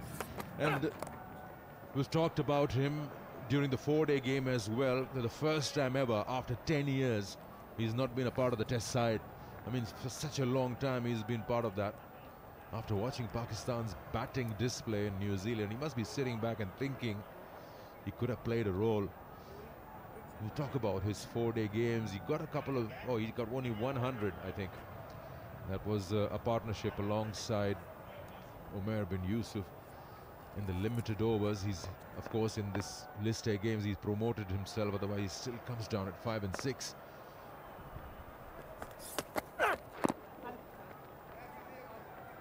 Another single towards square leg. And yes, talking about Asad Shafiq, I believe he's somebody who's established player for Pakistan for the last 10 years, playing in the middle order. But lately his form hasn't been the kind of form people expect from him. And we as cricketers know the kind of ability he has. But he hasn't been able to produce the goods for some time now. And I'm sure when he's back in form, there will be a fight of places between him and Haris Sohail.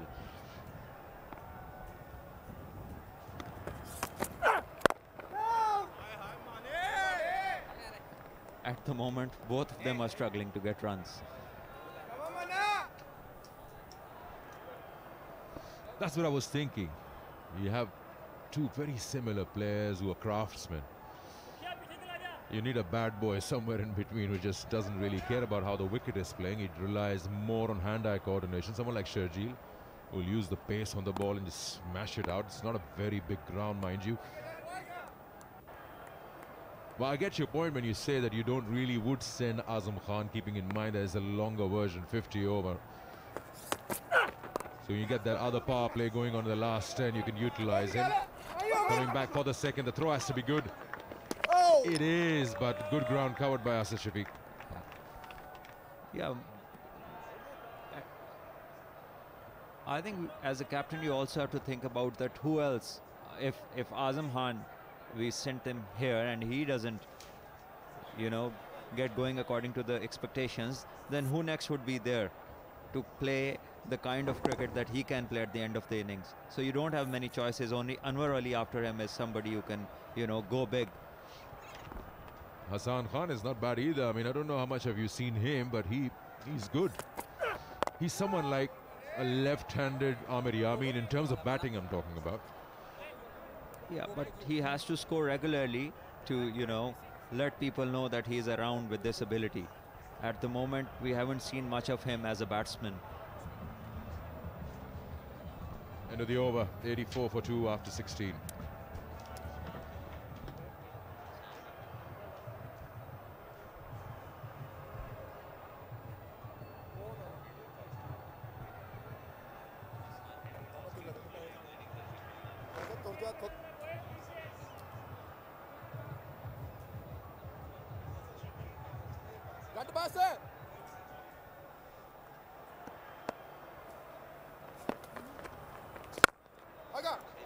शाबाश शाबाश आगा थोड़ा सा लंबा ball थोड़ा सा लंबा भाई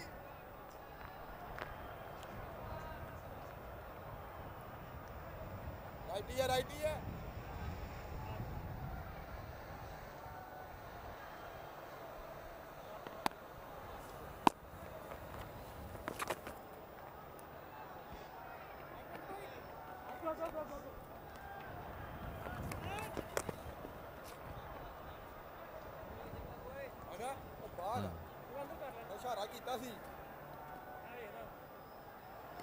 I think for the few overs it's going to be like this. You are going to see maybe an odd boundary, otherwise singles and doubles for most of the time till we get to the about 35th over maybe, till we see change of tactics.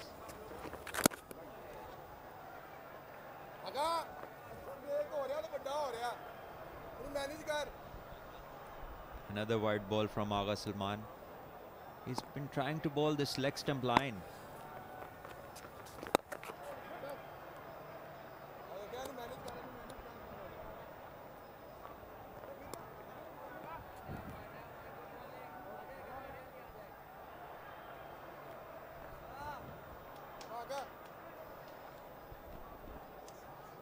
This also can be a platform for these cricketers to, of course, showcase their talent and try to get into the PSL teams. I know this is a 50-over game, but if you really consider it as a white ball cricket and you get some big scores going up front or fast or quick big scores, the pundits and the people who are sitting to make the selections on the 10th of this month will keep an eye on who's got the capability, even the bowlers. Yeah, obviously something outstanding if they see happening over here, that definitely would come under consideration.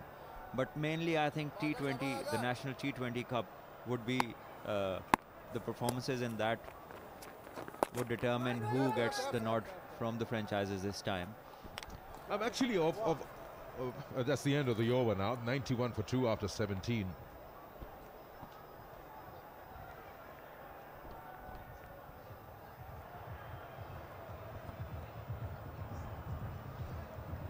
It's always I sit back and think around the world when drafts take place of leagues and there are retentions that they are taking place, and you say, okay, this particular player has been very good for me last year, I'm going to retain it. But how do you know if that player is still in that kind of form which was 365 days ago? That's really strange for me. I mean, someone who's really done well for you 1 year ago, you select him on that performance.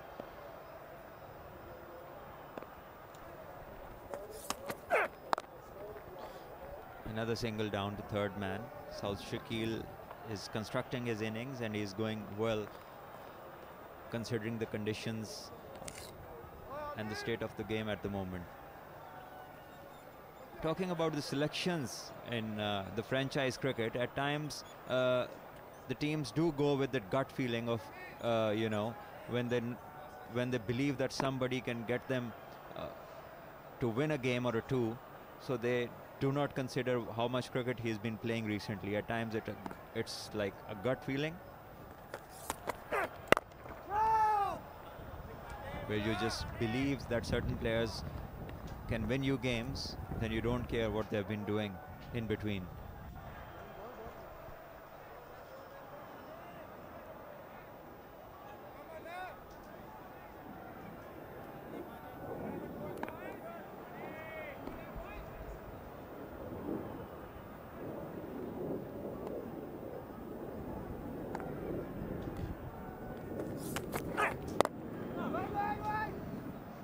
Making it tough, Imran. It's not really allowing us as Shafiq to work it around for a single.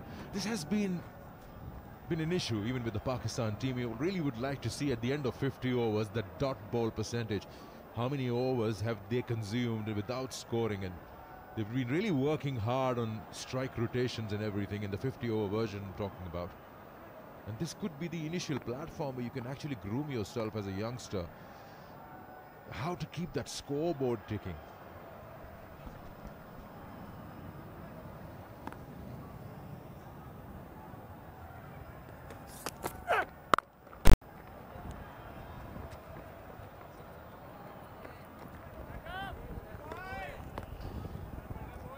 Very high-skilled people, I'm talking about batsmen, find it really easy because they spend a lot of time to improve the skill of strike rotation.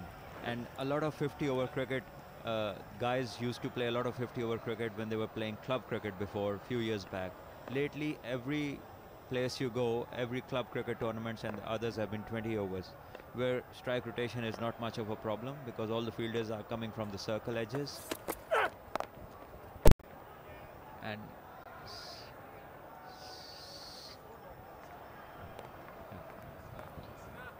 the dot ball percentage is high in this ground. You've got 54 dot balls up till now, which is 9 overs exactly. And this slow outfield that this ground has, it doesn't help the batsman getting those singles. The fielder has a lot of time to recover the ball within the circle, so at times it is difficult.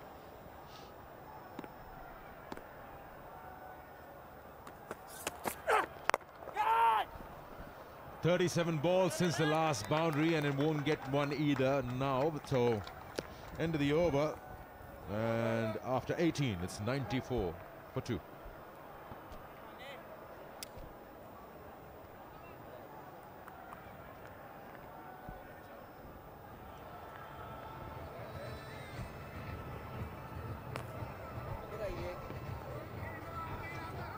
Yeah, good you mentioned about how the people who are going to sit on the 10th will select their teams for PSL, keeping the national T20 in mind, how the players performed, and which was not very long ago. It was in November, but last year round national T20 took place after PSL, which was very strange. It happened in October 2019. So yeah, you were playing to win that tournament, but then individually players like to use that platform to get noticed. Well, basically, the domestic cricket is a platform. Every format that you play in domestic cricket is a chance for you to show your skills for the particular format that you are playing that domestic cricket. So, yes, at times the schedules of cricket depend on the circumstances. At times you don't understand why something is happening at what time, but mainly all the domestic events are a chance for the players to show themselves. Another single towards mid-on.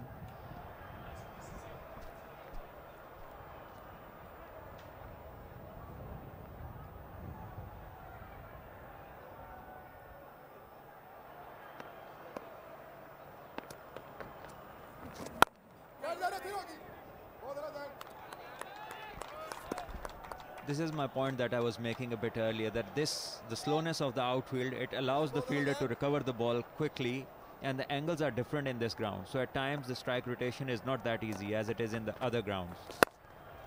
Yeah, that's what I was saying a while ago. Even if you have a misfield, this outfield allows you a second chance to catch up on the ball before it reaches the boundary. Yeah, and that is where this hindrance to the strike rotation comes in. Fielders can cut angles differently on a heavy outfield, and that is where batsmen have to be smart to avoid any misunderstanding. In case there is one, there could be a possible run out.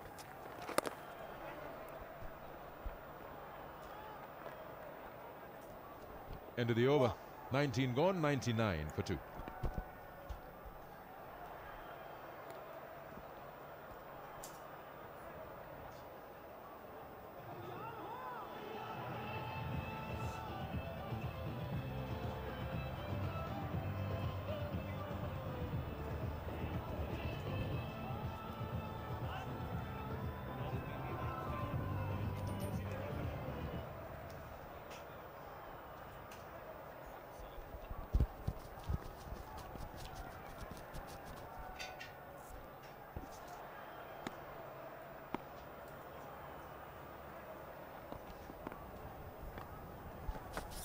Imran जो हैं ये 5वें bowler के role में अब तक रहे हैं।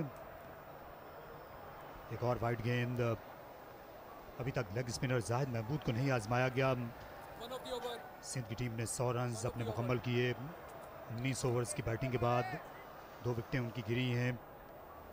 तो इस वक्त उनके लिए सूरत हाल ज़्यादा तसल्ली बख्श है, क्योंकि लो स्कोरिंग मैदान है। यहाँ अगर इस डे मैच में आपको पहले बैटिंग मिलती है और आप 19 ओवर्स के बाद 100 पर 2 खिलाड़ी आउट हों, तो जिस तरह ये टॉस हार गए थे उस मरहले पर अगर ये इनको ऑफ़र किया जाता तो ये बहुत खुश होते। ज़ुहैब हुसैन। बिल्कुल बड़ी स्पोर्टिंग विकेट है ये। ये देखें, जब जब बॉलर ने एक्स्ट्रा एफर्ट किया है वहाँ पर उनको परचेस भी मिला है विकेट से। तो 100 पर 2 खिलाड़ी आउट 20वें ओवर में। बिल्कुल बड़ा अच्छा कंपटीशन है यहाँ पर।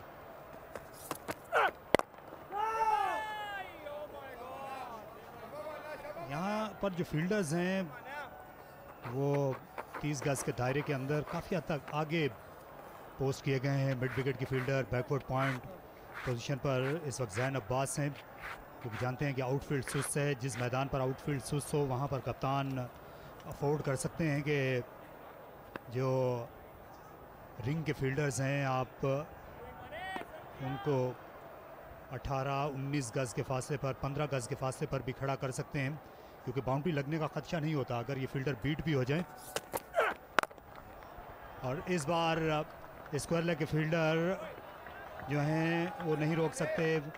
वहाँ पर मौजूद थे मोहम्मद इलियास, लेकिन उनके लिए मौका नहीं। अच्छा pull shot square off the wicket खेला असद शफीक ने। तकरीबन 8 ओवर्स बाद ये बाउंड्री लगी है। बड़ा पुरएतमाद शॉट, माजी की यादें ताज़ा कर दी हैं यहाँ पर। असद शफीक ने स्क्वायर के सामने पुल शॉट खेलना हमेशा से पसंद करते थे। SBP स्पोर्ट्स कॉम्प्लेक्स कराची, जहाँ से हम बराह रास्त आ रहे हैं। सुहेब मकसूद को पिक कर लिया था। वो जानते हैं कि ज़्यादा ये फुर्तीले फील्डर नहीं है, इसलिए असद शफीक ने फ़ौरन ही यहाँ भागना शुरू किया और रन मुकम्मल कर लिया। अच्छी सेंस ऑफ अर्जेंसी और गेम सेंस भी, क्योंकि उन्हें मालूम है अपने फील्डर्स को जानना बड़ा अहम होता है। जहां पर भी एक कमज़ोर कड़ी देखी असद शफीक ने, वहीं पर और फौरी फैसला किया। शॉट मारते ही दौड़ पड़े थे सऊद शकील, जो कि कप्तान भी हैं। जहाँ जो थर्ड मैन के फील्डर हैं उनको खासा फाइन खड़ा किया गया है, क्योंकि इस तरफ बाउंड्री ज़्यादा बड़ी नहीं। ये फील्डर लॉन्ग लेग पर थे जाहिद महमूद, वो भी खासे फाइन हैं इस वक्त बाउंड्री लाइन पर। एंगल्स को अच्छी तरह कवर किया है सुहेब मकसूद ने। अब तक मुतमईन होंगे वो भी अपने बॉलर्स की कारकर्दगी से।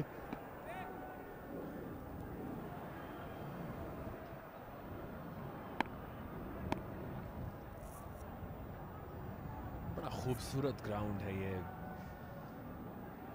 पवेलियन में भी एक बड़ा कैरेक्टर है यहाँ पर।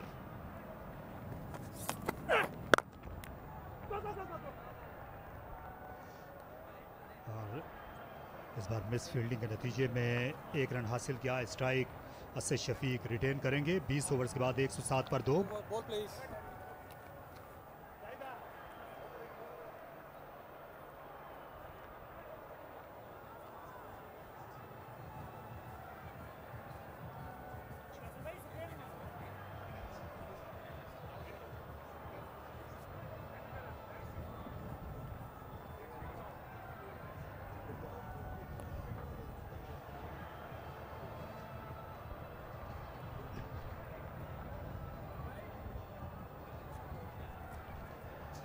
एक 107 पर 2 खिलाड़ी आउट। असद शफीक 18 पर और सऊद शकील, जो कि कप्तान हैं सिंध के, 38 पर। और इसी दौरान जाहिद महमूद, उभरते हुए लेग स्पिनर, जिन्होंने हाल ही में अच्छी कारकर्दगी दिखाई है इस सीजन कायदे आज़म ट्रॉफी में, और अब वनडे क्रिकेट में दिलचस्प होगा देखना कि जाहिद महमूद की परफॉर्मेंस कैसी रहती है। तारिक, 4 विकेटें ली थी सेंट्रल पंजाब के खिलाफ इन्होंने। स्वीप शॉट ये खेलते हुए ज़रूर नजर आएंगे, इन्हें सेटल करने की कोशिश करेंगे। इब्तिदा में असद शफीक और सऊद शकील दोनों, ताकि इनको जो उस लेंथ पर गेंद ना गिराने दी जाए, गुड लेंथ पर।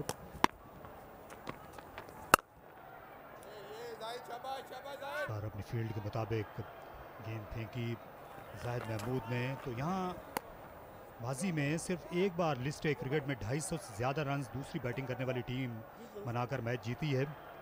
उससे अंदाज़ा किया जा सकता है कि अगर 250 रन तक सिंध की टीम पहुंचती है तो फिर ये आसान नहीं होगा सदर्न पंजाब के लिए भी, हालांकि उनकी बैटिंग में कई वनडे स्पेशलिस्ट हैं।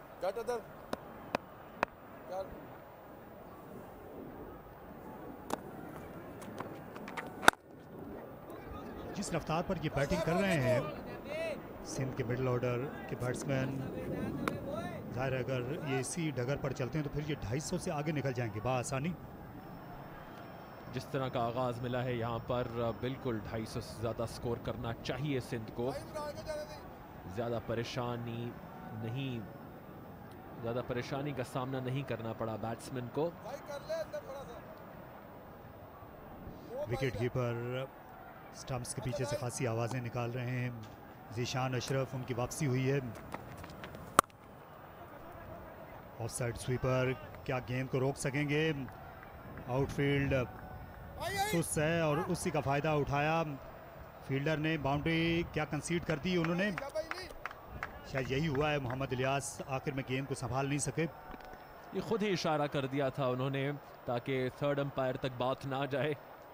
और यहाँ पर और बड़ा खुशाइन है, हमेशा अच्छा लगता है कि जब फील्डर खुद बहुत ऑनेस्टली बता दे कि एक अच्छा एफर्ट था लेकिन उन्हें पता चल गया कि गेंद बाउंड्री लाइन पर लग गई थी।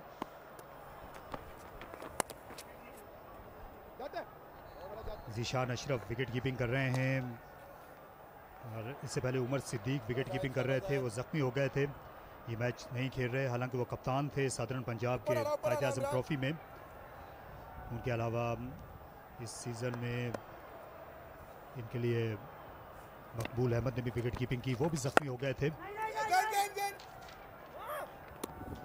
ज़ीशान अशरफ की वापसी हुई है। इब्तदाई राउंड्स में ये खेले थे कायदे आज़म ट्रॉफी के, बाद में यूएस से जाना पड़ा। 7 रन इस ओवर से आए, 114 पे 2।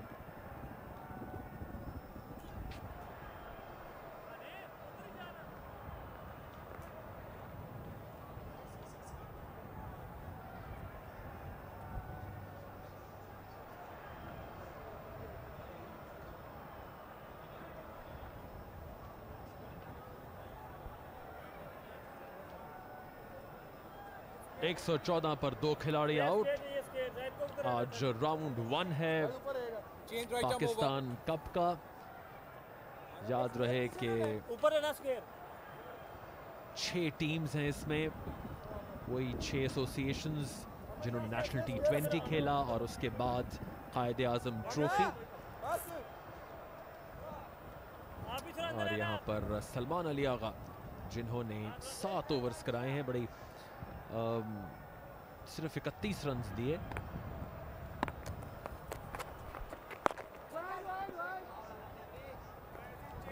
इसको लेके फील्डर सैफ बदर ने बर वक्त गेंद पर अटैक किया और रन बनाने का मौका नहीं दिया। सिंध के बैट्समैन की एक खूबी होती है कि वो रन आपके हाथों से छीनते हैं, स्ट्राइक से हटने की बहुत ज़्यादा सलाहियत होती है। लेकिन ये मुसलसल दूसरी गेंद खाली गई। लेकिन कभी कभार क्योंकि इस तरह के आउटफील्ड पर बैट्समैन खेलने के आदी नहीं होते, गेंद सुस्त जाती है फील्डर तक, तो बैट्समैन भी गलतफहमी का शिकार होता है। और फिर फील्डर को सुस्त आउटफील्ड की वजह से पहुंचने का मौका मिला जैन अब्बास को। और यहाँ पर एक मौका था शायद ओवरथ्रो का, उसकी वजह से एक कंफ्यूजन पैदा हुई क्योंकि वो बैकअप कर गए थे फील्डर। और लेकिन सिंध के लिए खुशाइन बात यह है कि कोई नुकसान नहीं हुआ। कदमों का इस्तेमाल किया और 1 रन और मिलेगा। सलमान अली आगा को अब फार एंड से लाया गया है जहां से मोहम्मद इमरान बॉलिंग कर रहे थे, और ये दूसरी बार हुआ है जब ये ओवरथ्रो का रन तकरीबन इनने कंसीड कर दिया था।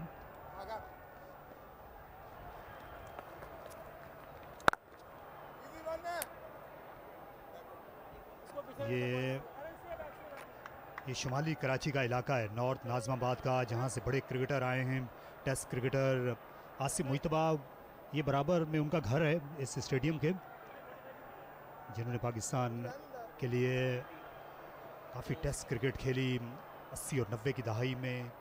एक ज़माने में वो पाकिस्तान टीम के नायब कप्तान भी थे। सिकंदर बख्त का ताल्लुक़ इस इलाके से है। मोइन खान का, ये क्रिकेटर्स का घर है, ये जो शुमाली नाज़िमाबाद है कराची में।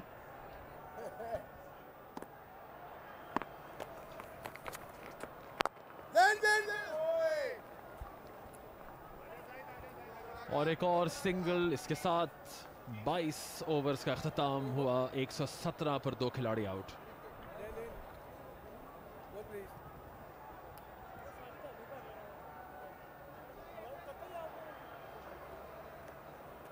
माना स्कोर बोर्ड दे।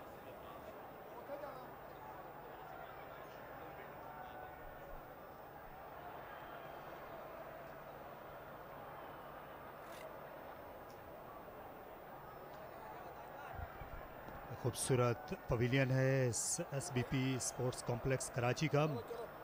हम आपको बता रहे थे कि ये नॉर्थ नाज़िमाबाद का इलाका है जहाँ से कई टेस्ट क्रिकेटर्स पैदा हुए, फर्स्ट क्लास क्रिकेटर्स। अच्छा पुल शॉट, गेम गैप में चली है और फील्डर कट ऑफ नहीं कर सके, इस एंगल को भी नहीं समझ सके। आखिर में आगे डाइव करने की कोशिश की मोहम्मद इमरान ने, लेकिन गेम के पीछे खासी रफ्तार थी और बहुत ही अच्छा शॉट था असद शफीक का। एक मरतबा फिर शॉट गेंद को बहुत अच्छी तरह पड़ा असद शफीक ने, बैक फुट पर गए और एक और चौका हासिल किया।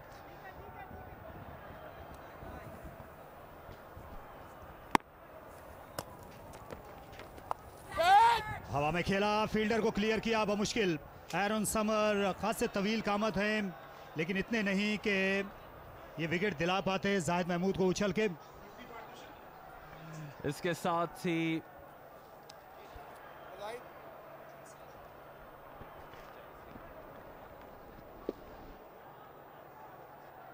ऐसा लगा कि जैसे चांस था वहां पर, लेकिन रिप्ले में साफ जाहिर है कि अच्छा शॉट यहां पर, लेकिन अंपायर को मुतासर करने में नाकाम। जहां गेंद जो है बॉडी से टकराई थी, असद शफीक खासे झुके हुए थे ये स्वीप शॉट खेलते हुए। देखिए शायद इम्पैक्ट लाइन के बाहर हुआ था, लेकिन खासी हद तक अपनी लाइन को करेक्ट किया। ज़्यादातर फ्लैट आते हैं बैट्समैन पर।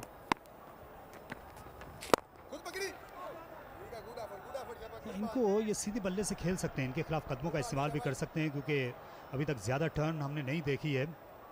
बार बार अगर आप स्वीप शॉट खेलने जाएंगे फ्लैट पिच पर, फ्लैट बॉलिंग पर, तो ये ख़तरनाक भी साबित हो सकता है। जल्दी जाइए।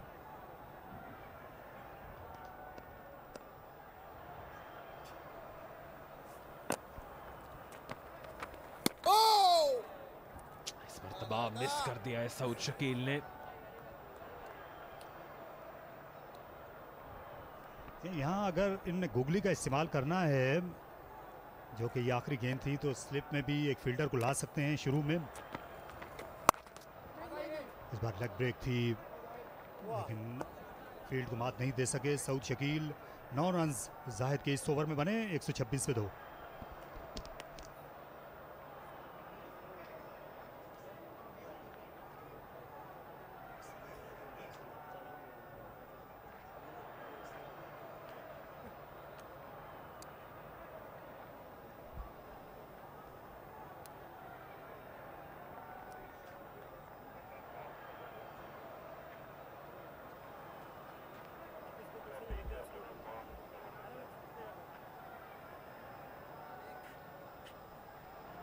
पीछे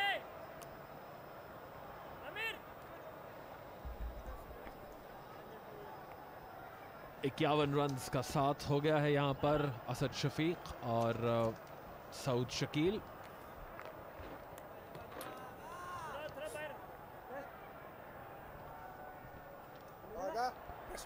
सिंध की टीम की बैटिंग लाइनअप खासी मजबूत है। कायद-ए-आज़म ट्रॉफी में इनकी बॉलिंग ने इनको लेट डाउन किया था। इनके बैट्समैन ने सबसे ज़्यादा 12 सेंचुरियाँ बनाई थी और यहाँ पर भी अच्छा आगाज़ मिल गया है असद शफीक और सऊद को। सऊद ने 2 सेंचुरियाँ स्कोर की कायद-ए-आज़म ट्रॉफी को और उसी का सिला मिला है। कप्तानी इनको सौंप दी गई है असद की जगह पर। सऊद शकील ने बहुत ही मुतासिर कुन परफॉर्मेंसेस दिखाई हैं।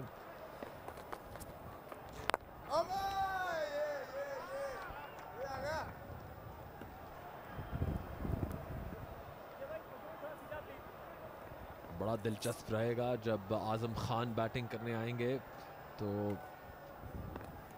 एक मजबूत बुनियाद से उनको फ़ायदा मिलेगा। उनके बड़ी हिट लगाते हैं आजम खान।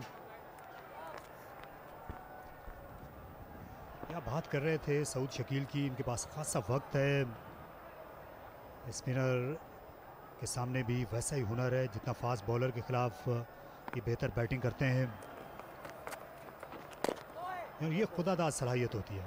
ये जो अंदाज़ है इनके बैटिंग करने का, इनका रिस्ट वर्क, इनका फुटवर्क और इनके पास जितना टाइम है ये कोचिंग से नहीं आ सकता। यार कोचिंग से आप सही तनवर पैदा नहीं कर सकते। ट्रेडिशनल बैट्समैन को कोचिंग के ज़रिए शायद बड़ी क्रिकेट खेलने के काबिल बना दें, लेकिन ये खुदादाद मलका होता है।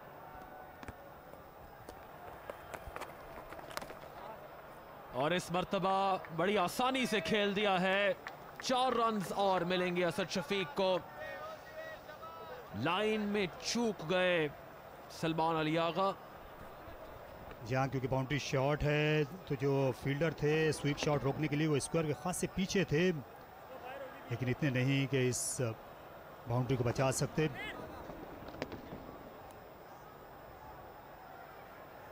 ऑफ स्पिनर के लिए इतना आसान नहीं है इस साइड से बॉलिंग करना राइट हैंड बैट्समैन को, इसलिए लाइन को तब्दील करना पड़ा।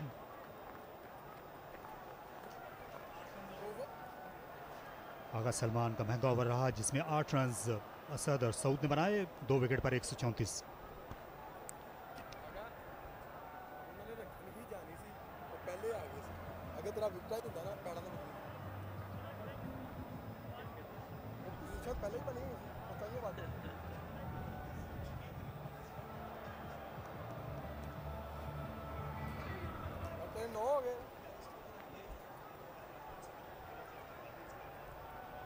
पीछे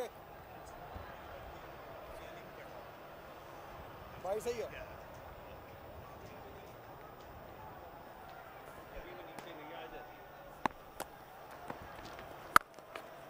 एक मर्तबा फिर पूरा एतमाद शॉट, लेकिन 4 रन्स नहीं हासिल कर सकेंगे इस दफा क्योंकि फील्डर भी मौजूद थे।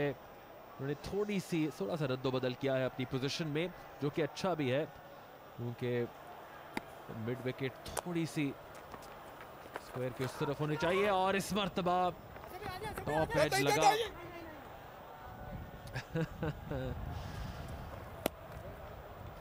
बहुत ज़्यादा परेशानी में है जाहिद असद के सामने, जो उनको बिल्कुल संभलने का मौका नहीं दे रहे। गेंद आगे गिराते हैं, ये स्वीप शॉट खेलने के लिए चले जाते हैं। बार विकेट कीपर के लिए मौका नहीं था, गेंद बाउंस हुई। जब ज़रा सा भी लेंथ देते हैं तो पुल शॉट लगाते हैं असद शफीक।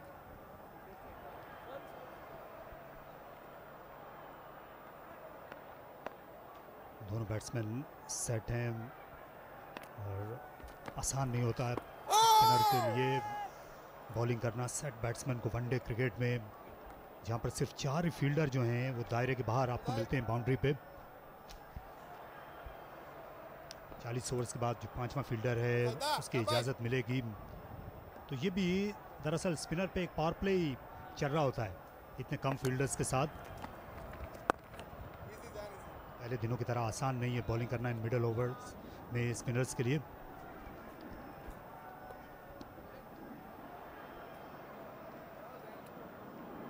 बिल्कुल एक बड़ा इम्तिहान है इस वक्त।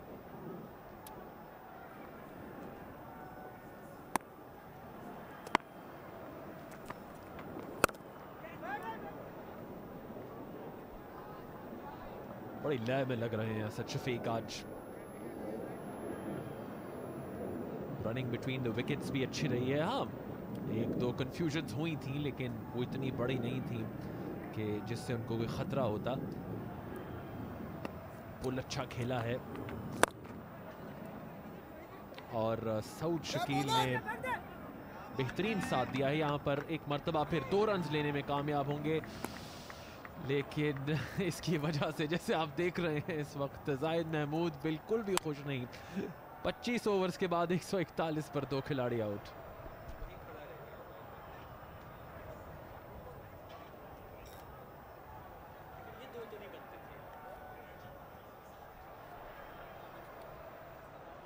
दो 2010-11 में ये sports complex state bank of Pakistan ने तामीर किया। प्रैक्टिस की फैसिलिटीज़ हैं इस ग्राउंड से मुत्तसिल। यहाँ आपको नेट लगे हुए नज़र आ रहे हैं। इसके अलावा यहाँ फुटबॉल भी खेली जाती है। फुटबॉल का कोचिंग एरिया है। ये फार एंड पर सरसब्ज इलाका है। ये जो टुकड़ा है ये क्रिकेट के लिए मुख्तस किया गया है इस गुंजान आबादी वाले इलाके में, कराची के शुमाल में। हरा भरा खूबसूरत ये ग्राउंड और इसके साथ ही एरन समर्स एक मर्तबा फिर गेंदबाजी कराने के लिए आएंगे। 2 ही ओवर्स करा सके थे और से महंगे साबित हुए। 17 रन्स दिए उन्होंने। देखते हैं कि दूसरे स्पेल में इनकी कारकर्दगी कैसी रहेगी। और शानदार कैच, इस बार कॉटन बोल्ड। असद शफीक हैरत ज़दा हैं, बहुत अच्छी बैटिंग कर रहे थे। बॉलिंग में तब्दीली रंग लाई। ऑफ स्पिनर की जगह पर फास्ट बॉलर समर्स को लाया गया और पहली गेंद पर उन्होंने इस पार्टनरशिप को तोड़ दिया। पहली गेंद थी और बिल्कुल ही बॉटम ऑफ द बैट और बासानी अपने बाएं हाथ से गेंद को थाम लिया। एरन समर्स ने अपनी पहली विकेट हासिल की और इस मर्तबा इस तरह असद शफीक 45 रन बनाकर पेविलियन वापस। 141 पर 3 खिलाड़ी आउट।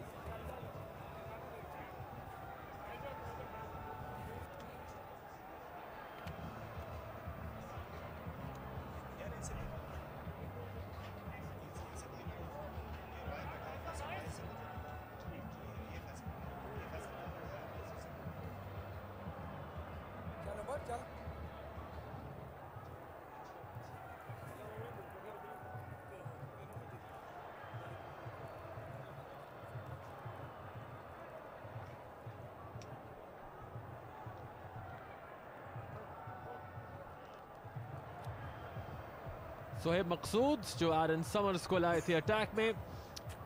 नए बैट्समैन हैं आजम खान जो कि बड़े ही धुआंधार बल्लेबाज हैं।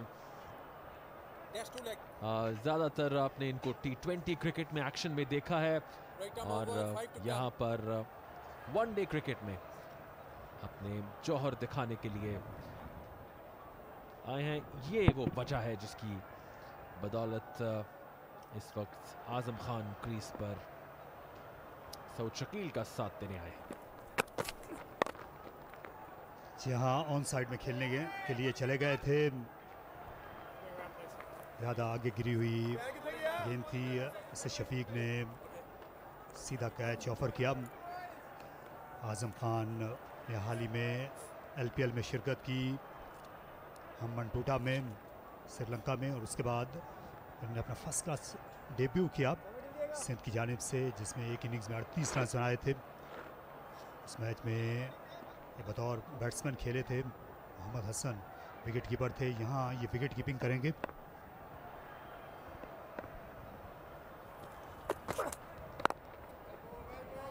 खासी सुस्त पड़ गई है ये पिच जो है, बाउंस है लेकिन खासा वक्त मिल जाता है बैट्समैन को। कई बार आप आसानी के साथ गेंद को अगले कदम पर खेल लेते हैं। अच्छा लग रहा है एरन समर्स को, एक गैर मुल्की को पाकिस्तान के डोमेस्टिक इवेंट में हिस्सा लेते हुए देख के।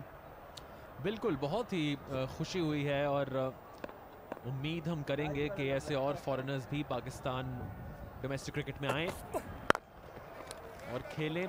इससे जो एक्सपोजर मिलता है हमारे डोमेस्टिक खिलाड़ियों को, वो अनप्रेसिडेंटेड है, वो बहुत ही वैल्यूबल है और बड़ा एक अच्छा मिक्स देखने को मिलता है। मुख्तलिफ मुल्कों के मुख्तलिफ खिलाड़ियों के साथ जब आप खेलते हैं तो जो एक्सपीरियंस है वो बहुत ज़्यादा। शॉट गेंद इस मर्तबा और फील्डर मौजूद हैं, 2 रन्स लेने में कामयाब। एरन समर का हम जिक्र कर रहे थे, फ्रेड एलन जोन्स वो पहले गैर मुल्की थे जो पाकिस्तान में फ़र्स्ट क्लास क्रिकेट खेले थे, पाकिस्तान में डोमेस्टिक क्रिकेट। 1961 में कायदे आज़म ट्रॉफ़ी में उन्होंने हिस्सा लिया था, स्कॉटलैंड से उनका ताल्लुक़ था। एफ ए जोन्स के नाम से उनको शोहरत मिली थी, हैदराबाद की जानिब से उन्होंने फर्स्ट क्लास क्रिकेट खेली। हैदराबाद में पब्लिक स्कूल में प्रिंसिपल थे, लतीफ़ाबाद के इलाके में। एफ ए जोन्स ये अली तरीन जो मालिक हैं मुल्तान सुल्तान्स के, ये इनको क्रेडिट जाता है, ये एरन समर को लेकर आए हैं पाकिस्तान में। बड़ा अच्छा इक़दाम है ये, जैसे हमने पहले ही बताया कि इसके फ़वाइद बहुत ज़्यादा हैं कि जब बैनुल अक़वामी खिलाड़ी आकर डोमेस्टिक क्रिकेट में हमारे खेलेंगे तो उससे बहुत ज़्यादा फ़र्क पड़ता है, हमें भी फ़ायदा है और उन खिलाड़ियों को भी फ़ायदा है। जहाँ क्योंकि इससे एक तो जो पाकिस्तानी खिलाड़ी हैं इनको भी नई नई चीज़ें सीखने को मिलेंगी, गैर मुल्कियों के साथ ड्रेसिंग रूम शेयर करके।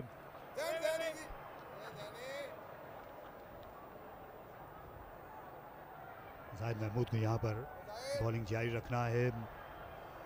इस वक्त चौथा ओवर है, आज खासे महंगे रहे हैं अब तक। हालांकि इन्होंने ये बॉलिंग है वो ज़्यादा बुरी बिल्कुल नहीं की,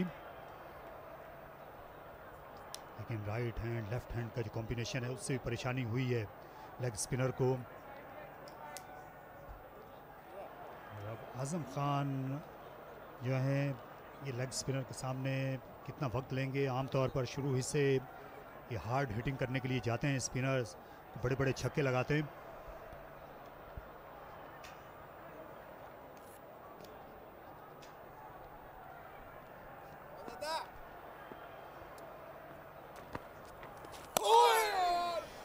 गूगली थी और बिल्कुल नहीं पढ़ सके यहाँ पर आज़म खान। अच्छा गेंद यहाँ पर जाहिद महमूद का। यहाँ नए बैट्समैन हैं, जाहिद महमूद के पास मौका है। ये देखिए गूगली थी, इस बार लेग स्पिन समझकर खेलने के लिए गए, रीड नहीं कर सके। बाउंस मिला है यहाँ पर जाहिद महमूद को इस पिच से, लेकिन स्लोनेस की वजह से बैट्समैन मैनेज करने में कामयाब हो रहे हैं।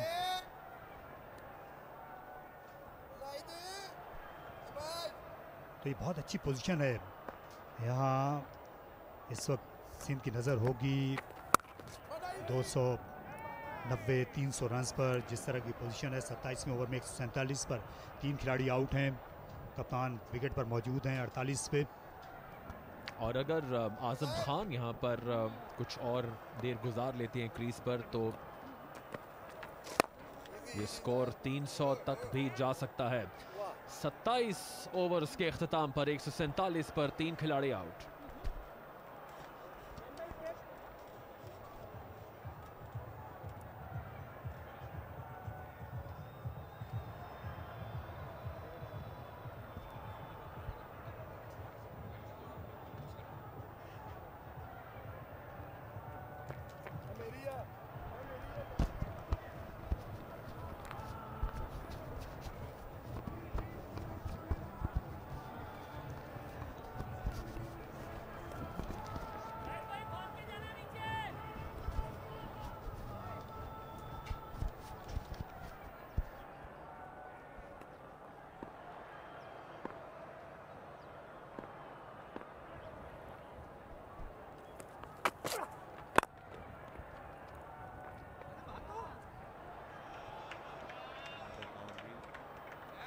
Didn't time it to his liking, but still it went for 4.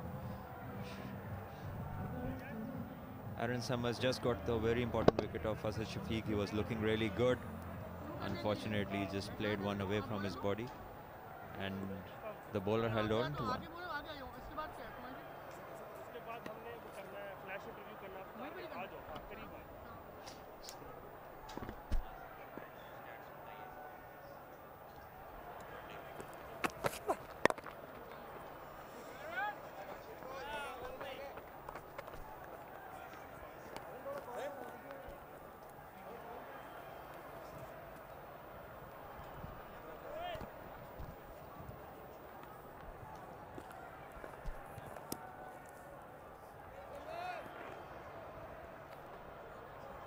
South Shakil is looking good. He's looking really good.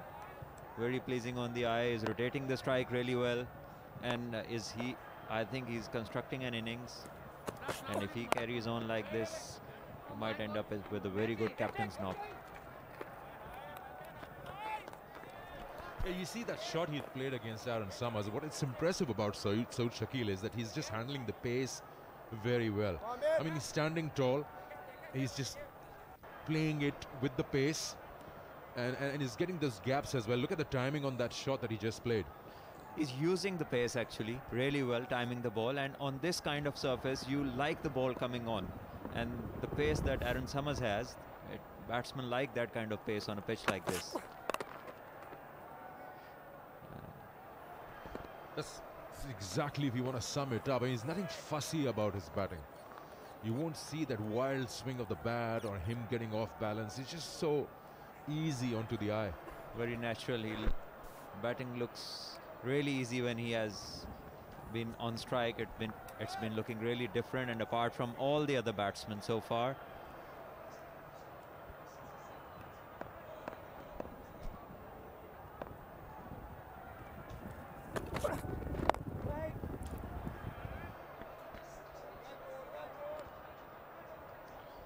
Sindh would like to carry on with this partnership for at least another 10 overs before they can really try to launch and look towards a bigger score. The platform is there, but it's important that they do not lose any more wickets, at least till the next 10 overs.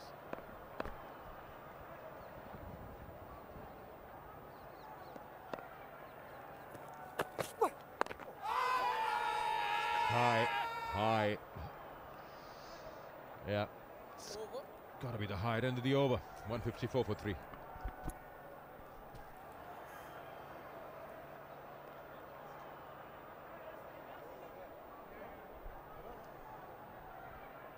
That was nice. He appealed and then he also gave the judgment.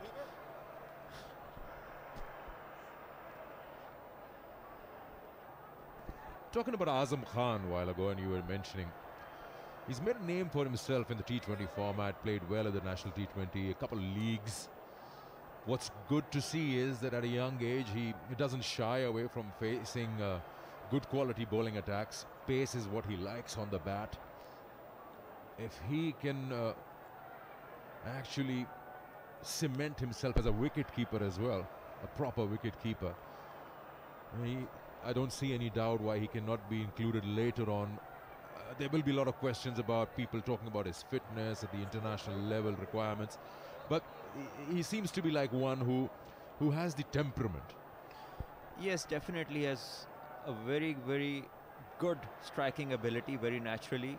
It comes to him, the big striking that he does, and he has the time on his side as well. He's got the age on his side. He seems to have time when he's batting, but some fitness would also add to his skills, especially the keeping skills, and that is something which can be worked upon. The important thing is that he has got the skills. There's always been a question of the battle between skill over fitness. When you talk about somebody who can actually use their hand-eye coordination very well, someone who can really smash the ball hard, you get into that argument with skill over fitness.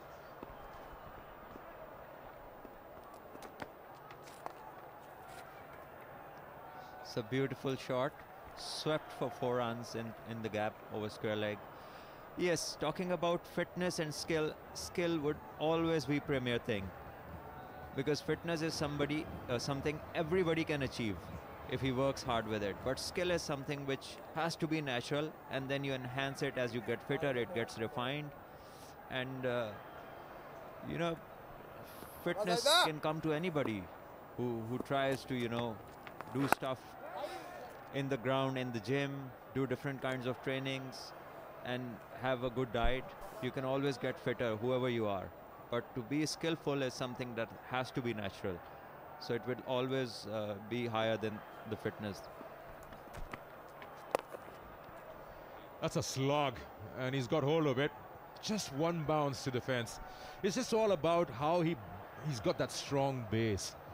I don't know if you actually work hard on him and try to make him... That's the shot that he's played. And if he sort of majorly loses weight or something, which everybody talks about, will his balance be the same? Well, what we need to do with players is not get them very thin. Not everybody has to be thin. At times, players lose their timing. They lose their bit of their skill if they go too much under the weight. So, I think it's better if they get muscle on their body, which is heavier than the fat, and which will obviously not reduce the weight a lot, but it will improve the body structure, and it will look a lot fitter.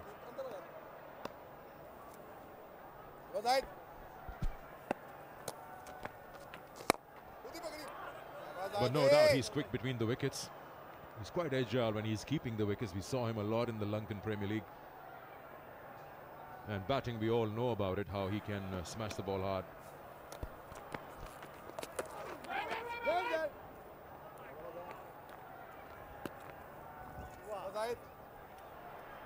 .163 for 3 after 29.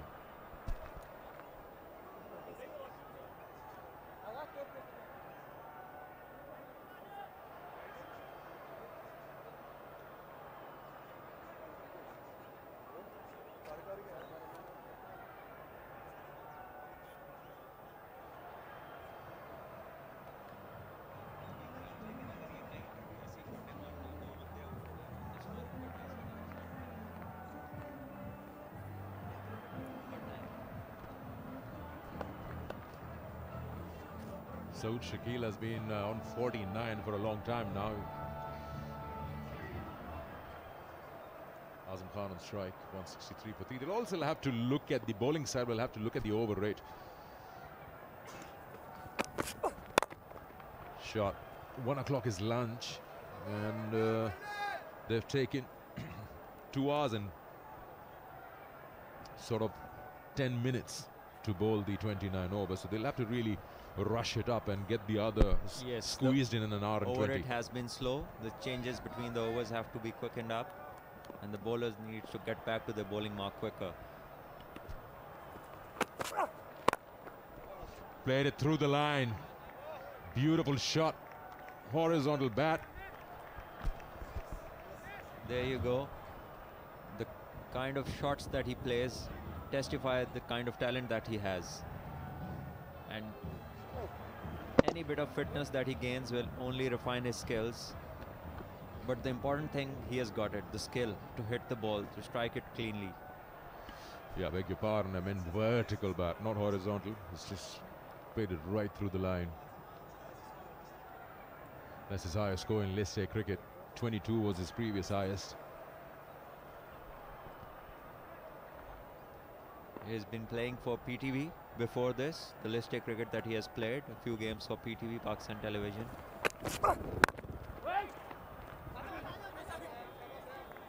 Check.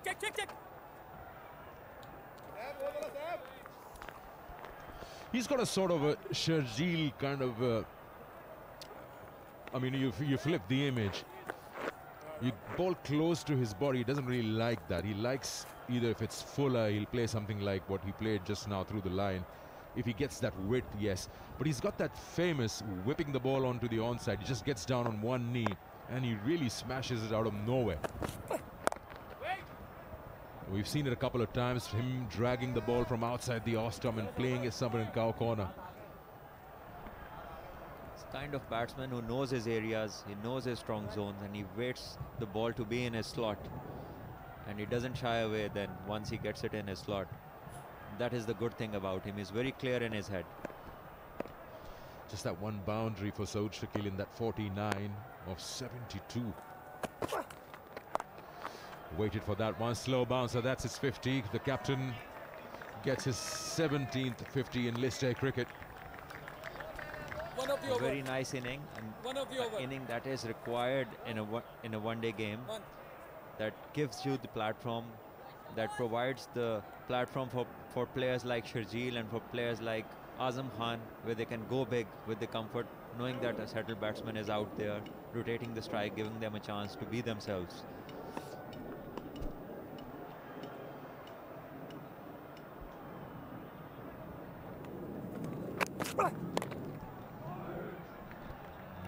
That's a bad ball. Full toss, just helping it on its way. That's a big over this, 12 from it. 30 overs gone, 175 for 3. Yeah, we've been talking about the batting and the talent the boys have, especially Azam and Sharjeel. But what about the bowling that we are watching? It's been like either it's been short or either it's been very full. We haven't seen the length, the ideal length in the one-day cricket that you'd like to see. A good mix of slower ones, hitting the hard lengths, asking questions to the batsman. Here he's been providing him full balls to hit and the short balls to score off, and quite regularly. Even the spinners who've been bowling, I've seen Zahid bowl today, and he's been bowling too quick for my liking. On this pitch, if the leg spinner is going to bowl at this pace, he will be very easy for the batsman to get away, like he has been. He's given 34 runs of 5 overs. That is too much for a bowler with this kind of a reputation.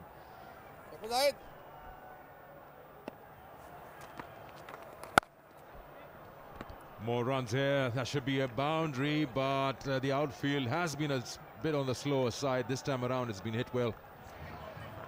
So second boundary for Saud Shakil, and starting the over with another 4. Well, you talk about Zahid Mahmood giving runs. Usually they say that the leg spinner is your wicket-taking option. And at the same time, he will go for runs, but that should be okay with you as a captain as long as he's getting you the breakthroughs. But when you say that, you mean that leg spinners give a chance to the ball to spin a lot by giving it a bit of air, by variations that they have. Here what we are seeing is one-dimensional kind of bowling, quick bowling, flat bowling, which is very easy for the batsman to score runs off. And it doesn't give this bowler any chance of picking up a wicket if he doesn't spin the ball. Yeah, I sort of agree with you. I mean, in a T20 format, you're bowling 4 overs, you probably bowl with a flatter trajectory and try to bowl in quick. But if you got a 10-over spell available, you'd like to give it more flight. Think of getting a couple of wickets right over here and then getting one again after a few overs. You can still restrict the batting side. Yeah, this is the shot that you were talking about, a big 6 in the cow corner over mid-wicket. His favorite shot, you said? I mean, look at that. I mean, he's played it against the spin. He gets down on one knee and he's dragged it from outside the off stump. This angle won't show us, but he's really pulled it all the way to cow corner. Very good swing of the bat, very good arm extension, and he's put it up and over the mid-wicket by a long way. Big 6. The same time as we talk about Azam Khan's 6, again it was fast and flat bowling from the leg spinner, which enables this shot to be played easier. He's been just bowling as quick as he can, and that by doing so, he's not giving the ball a chance to spin, as a result reducing a chance of picking up a wicket. So when you're playing as a striker, you have to ask questions to the batsman. If you're just going to put it flat and straight, it's going to be very easy for them.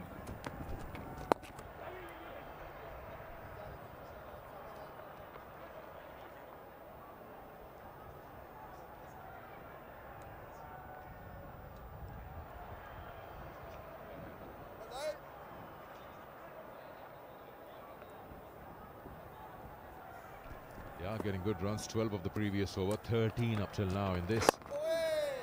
You can add one more to it. So that's 14 of the over. 31 gone, 189 for 3.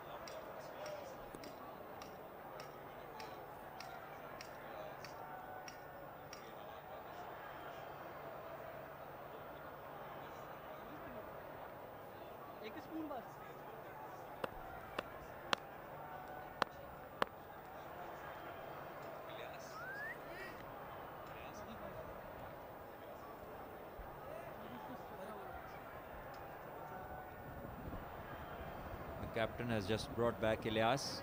He's somebody who's been playing PSL for Multan Sultans, and he has a variety, a mix of medium pace bowling, cutters, yorkers, different lengths.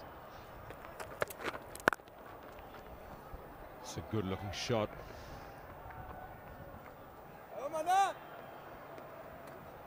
Southern Punjab want to stop the late onslaught and this one that is going on right now. They have to get the wicket of Azam Khan, who's looking very dangerous at the moment. He's striking the ball really well, with South Shakil giving him most of the strike, rotating it. Both batsmen looking very good and playing exactly the roles that are assigned to them.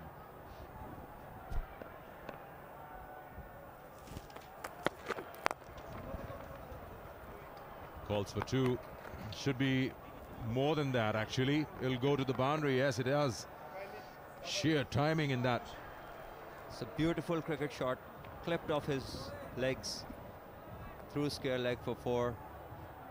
He makes it look so easy, times the ball effortlessly. Every time he gets one where he can place it in the gap, he does it so beautifully.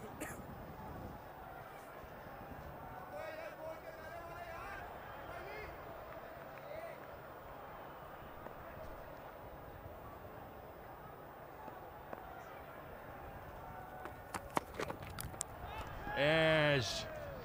It was a loud sound there. Good ball angling across the left-hander and trying to cut that. Got those Commentator's curse, maybe? Good bounce as well. Well, it happens that sometimes when you say good things about a batsman who's looking really good at the crease and he gets out the next ball. But that was on the up. He was in no position to play that shot, and as a result he edged it to the keeper. 60 of 78, good knock from the captain. 194 for 4 Sindh, and it's drinks.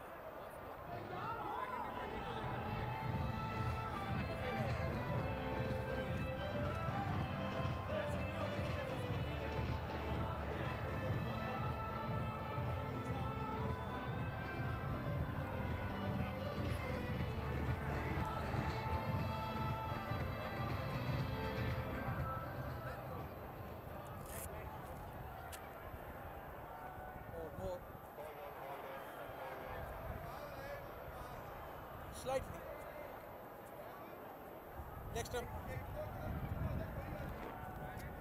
Right arm over, 3 to come.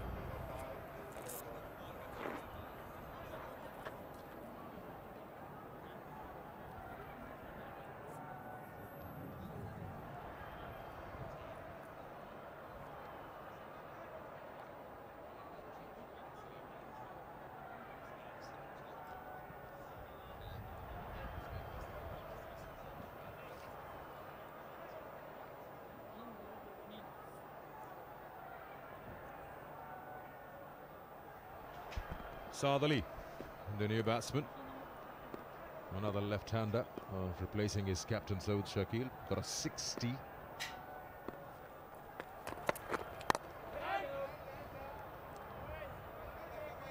We're talking about the other two games. National Bank playing KP versus Central Punjab. 145 for 3, Central Punjab after 30 overs. Mohammad Akhlaq 50 not out, Saad Naseem 20 not out. That's the wicket of Saud Shakil. Rizwan Hussain scored 48. And UBL playing Northern versus Balochistan. Northern 156 for 3 after 30 overs. Umar Amin 59 not out and Mohammad Nawaz 43 not out. So in terms of scoring rate, this game is going really great guns. 194 for 4. Yeah, because two big boys have had a good time at the crease. Shajil in the start and Azam Khan at the moment. They're the ones who have created this difference of runs, and also taking into account that this is a ground where batsmen fancy clearing it very easily. The cow corners are very short. I think they're less than 60 yards on the both sides, the cow corners. So batsmen fancy clearing it really easily. Yeah, the pitch is at a certain angle. There is some part of the ground as the boundaries are really short.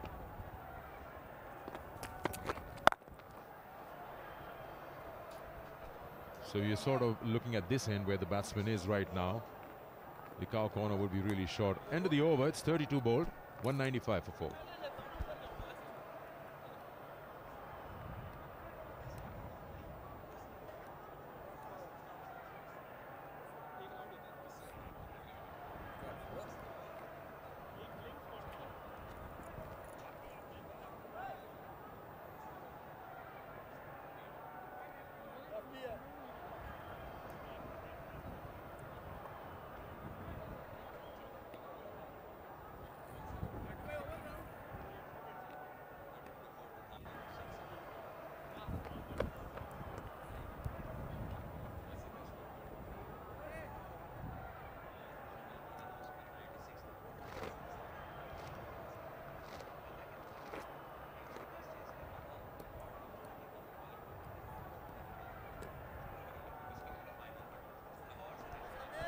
Amir Yamin, 3 overs, none for 24.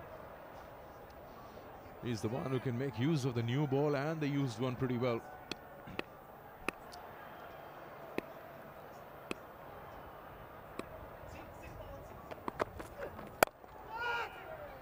We're talking about hard hitting, and we just Statman tells us that who's that batsman who's got the fastest half century in list A cricket in Pakistan, of course. He's 15 ball half a century, and it's by the man sitting to my right, Salman Butt. He's playing for National Bank. I think he scored 96 over 29 odd deliveries. You were to qualify in a very limited number of overs, and you guys managed it. Yeah, 8 overs we had to get 109 runs. You know, sometimes I always wonder if a side can actually do that. If you remember back in the National T20, a similar situation was with Southern Punjab, and Sohaib Maqsood went great guns. So when situation arises, batsmen can do that. Why don't they do it on a regular basis and score like around 400 runs in 50 overs? Well, while going that crazy, which is not required, if you get out and as a result your team gets out earlier and you don't get the desired results, then obviously you're under the pump. So only on requirement those kinds of things happen.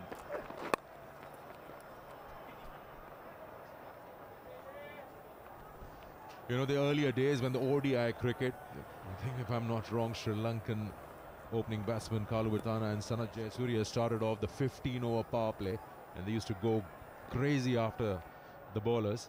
Then that changed, and in modern day now the batsmen target the last 10 overs. You can actually score 100 plus.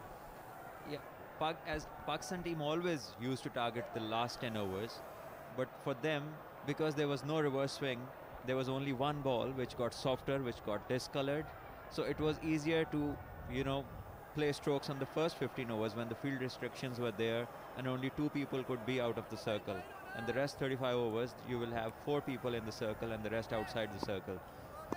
But now, with the new rules, 2 new balls, it allows batsmen more freedom, and as a result, higher runs. And batting power plays as well. So throughout till the 40, from the first power play, which ends at the 10th over, till the 40th, you have 5 fielders within the circle, and where if a bowler errs in line or length just slight bit, the batsman can capitalize. And 2 new balls don't allow it to reverse swing that much. 2 balls, 2 balls. 2 balls for this tournament, like it happens in international cricket. Yeah, the ball stays harder, it doesn't reverse that much, and the color is also more whiter, so easier for the batsman.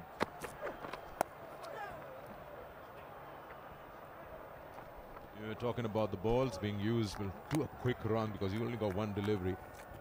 There are lots of bowlers in 4-day cricket. The first-class tournament have learned a lot with the Kookaburra, because once that gets a little older, it stops doing anything for the bowling side and batting becomes much easier. And we've seen those dry spells where the wicketless sessions that have gone. We were talking to Waqas Maqsood. He said that yes, this is the 2nd season, but with the Kookaburra, he's learned a thing or two. How to manage your lengths and which areas to bowl in when the ball is not really doing much.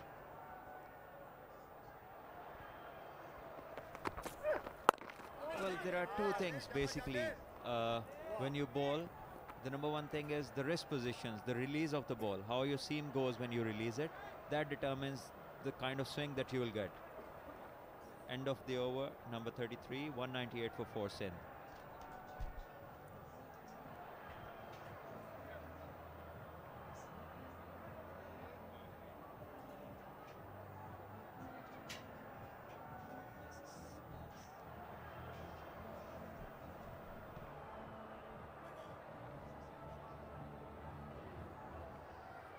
Karachi का गुंजानाबाद इलाका, और इसमें एक ताज़ा हवा के झोंके से कम नहीं है। ये एसबीपी का ग्राउंड एक निस्बतन नया ग्राउंड है, और जिस अंदाज़ की यहाँ पर गहमा गहमी और चकाचौंध रहती है, उसके एन दरमियान में हम देख सकते हैं कि बड़ा ज़बरदस्त सेटअप। और अब तक आज़म ने बड़ी अच्छी इनिंग्स खेल रखी है। साथ देने के लिए अब 7 मौजूद हैं, अभी भी 6 विकेट्स मौजूद। तो महमूद हामिद मेरे साथ मौजूद है। महमूद, यहाँ पर हमने देखा है कि हालांकि ग्राउंड्स के जो डायमेंशंस हैं वो बहुत बड़े नहीं हैं, लेकिन इसके बावजूद अब तक मुख्तसर क्रिकेट जितनी यहाँ पे हुई है 300 का भी बन नहीं सका। तो आज लगता है कि सिंध की टीम बड़ी अच्छी पोजीशन में है इसको एक वाज़ेह बरतरी के साथ अबूर करने में।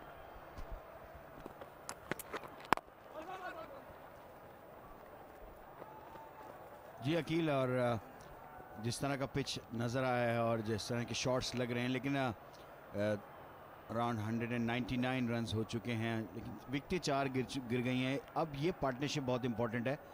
अगर ये 42-43 ओवर तक चले जाते हैं, दोनों बैट्समैन एक अच्छी पार्टनरशिप कर लेते हैं, तो मैं समझता हूँ कि ये फिर 300+ रन्स होंगे, क्योंकि पार्टनरशिप बहुत इंपॉर्टेंट है यहाँ पर। इसके बाद मेरे ख्याल से अनवर अली ऑलराउंडर हैं, हसन खान ये भी ऑलराउंडर हैं, तो फिर उसके बाद बैट्समैन ख़त्म हो जाएंगे, ऑलराउंडर शुरू हो जाएंगे। तो ये पार्टनरशिप बहुत, आई थिंक, बहुत ही इंपॉर्टेंट है।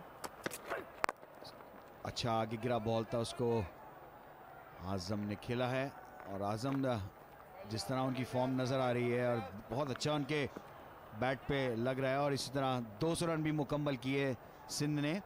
34वें ओवर का ये खेल जारी है। तो आज़म पे भी बहुत डिपेंड करता है, क्योंकि इनके पास इतनी शॉट सिलेक्शन है, पावर हिटिंग बड़ी अच्छी कर लेते हैं, और जो उन्होंने छक्का लगाया था मिड विकेट के ऊपर, आउटस्टैंडिंग शॉट खेली थी। सो ये डिपेंड कर रहा होता है इन दोनों बैट्समैन पे। मज़ीद रन हासिल होंगे, तवील चेज़ है ये मुख्तार के लिए, जब तक पहुँचते हैं 2 रन मज़ीद बनाए हैं। तो सिंध की टीम ने जो कि इब्तिदा में अपने टॉप ऑर्डर बैट्समैन को गंवाया था, उसके बाद अपने कदम जमाने में कामयाब रही है। ये मैच यूँ भी इम्पॉर्टेंट है कि कम से कम इस ग्राउंड के लिहाज से, और ज़ाहिर बात है कि जो दीगर ग्राउंड्स में क्रिकेट हो रही है वहाँ पर एक तरह से ये एक पूरे रवैये को तय करेगा कि क्या टीम्स टारगेट करने के लिए जाएंगी। क्रिकेट यहाँ पर भी बहुत हुई है, इस फर्स्ट क्लास सीज़न के आखिरी चंद मैचेस यहाँ पर खेले गए, लेकिन लगता है कि बड़ी अच्छी पिच तैयार की है। विकेट मिली है 7 को, और इसको निकालने में कामयाब तकरीबन हो चुके थे, लेकिन डीप में बड़ी अच्छी कोशिश की इस गेंद को रोकने के लिए। बड़े दौड़ से भागते हुए आए सलमान अली आगा, और इस गेंद को रोका है कि नहीं इस बात को कंफर्म करेंगे अब, लगता है टेलीविजन एम्पायर।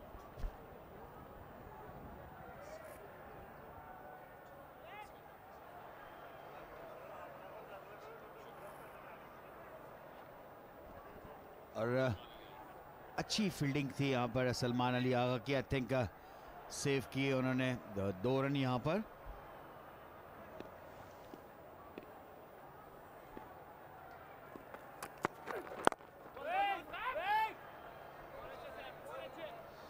चौंतीस ओवर्स का खेल मुकम्मल हुआ है। सिंध 204 है 4 खिलाड़ियों के नुकसान पर, और अब सिकंदर तैयार है मौजूद में, देखते हैं किसके साथ। Well, down on the sidelines where the view is perfect for the game, I've got a very important man here with me, Mr. Ali Tareen, who's the owner of Multan Sultan and Southern Punjab. First of all, welcome to the State Bank ground. Thanks, Sikandar. Great to be here. Where should I start with? इस tournament की बात करते हैं, and overall we saw the first class tournament as well. अच्छी चीज़ है कि बिल्कुल before the PSL ये टूर्नामेंट्स मुनक़्क़िद किए गए हैं, जिससे आपको या डिफरेंट ओनर्स को बड़ी हेल्प मिलती है टू आइडेंटिफाई टैलेंट। देखिए, पहले तो डोमेस्टिक क्रिकेट ऑलवेज ऑब्वियसली लोग देखते थे कि डोमेस्टिक क्रिकेट में परफॉर्मेंस क्या है, वही परफॉर्मेंस फिर आ गई PSL में। लेकिन पहले डोमेस्टिक क्रिकेट का वो जो the quality of cricket was very different between domestic stuff, regional stuff specially, and PSL। अब जब नया स्ट्रक्चर बन गया, अब सिर्फ 6 टीमें and most teams have test players and international level players, so the quality of cricket has gone up. Grounds बेहतर हो गए हैं, बॉल बेहतर लग गया, so now is very very comparable, might even be better now जितना अच्छा national T20 हुआ था। तो अब हमें प्रॉपर जगह मिलती है, प्रॉपर स्टैट्स मिलते हैं कि जो प्लेयर्स वहाँ परफॉर्म करते हैं डोमेस्टिकली, वो ही फिर PSL में परफॉर्म करेंगे। जी हाँ, बिल्कुल आपने जिक्र भी किया, कुकुबर बॉल इस्तेमाल हुआ, रेड बॉल में भी, वाइट बॉल में भी, और एक नई पेस दिखी, एक नई एनर्जी दिखी है टूर्नामेंट में ओवरऑल। एरन समर्स की बात करते हैं, उनको लेके आए, एक फ्रेशनेस आई है, इंटरनेशनल अपीयरेंस एक डोमेस्टिक टूर्नामेंट में। How did this come about? So, अभी in the national T20, Southern Punjab obviously had a late rise. We were lost after 4 games, then we went up all the way to the final. जब हमने squad analysis किया तो I spoke to the coach and he said कि the one thing we're lacking is a quality fast bowler above 140 average. So because the team's already made, we couldn't find someone locally in Southern Punjab, so we looked to find someone from abroad, and Aaron Summers, mashallah, one of the fastest bowlers in the world, so he was available in Australia, तो हमने उसको recruit किया as a short term thing. But again, I'm hoping कि having foreigners come, that the kind of foreigners you need coming to domestic cricket will be a norm inshallah in the future. How much does it help? I mean, अगर बात करते हैं किसी international player की आने की domestic cricket में, सिर्फ उसका खेल या उसकी परफॉर्मेंस इंपॉर्टेंट नहीं है, वो अपने एक्सपीरियंस जो शेयर करे लोकल बॉयज़ के साथ, वो भी बहुत वैल्यू रखता है। बिल्कुल, अभी जैसे पहले होता था कि पाकिस्तानी प्लेयर्स बाहर जाते हैं, अभी जैसे पिछले साल दिलबर हुसैन क्या था ऑस्ट्रेलिया खेलने, अब ऑस्ट्रेलियन यंग फास्ट बॉलर्स हमारे पास आ रहे हैं, तो I think this is a great thing for Pakistan. और moving forward international cricket coming back to Pakistan, उसके लिए आई थिंक बड़ा पॉजिटिव है।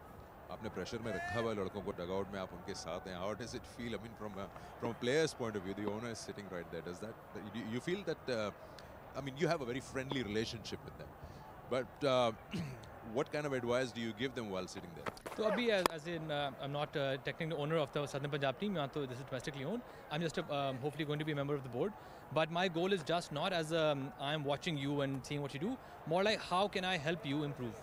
If you need anything, let me know. If the players need something, coaching staff needs something, I'm there more of as a support than as a boss. Last question, PSL draft आ रहा है 10 तारीख को, so you got everything organized and shaped up, you know exactly किस किस्म का squad आपको चाहिए, और you still feel कि हम यहाँ से भी कुछ हंट कर सकते हैं, कोई extraordinary performance? There was a lot of input from the domestic coaches about players who performed at domestic level, तो इंशाल्लाह उम्मीद ये है कि इस ड्राफ्ट में अब बहुत ज़्यादा domestic performance को देखेंगे being picked up इंशाल्लाह। चलिए, thank you very much for talking to us. Thanks Sikandar, always a pleasure.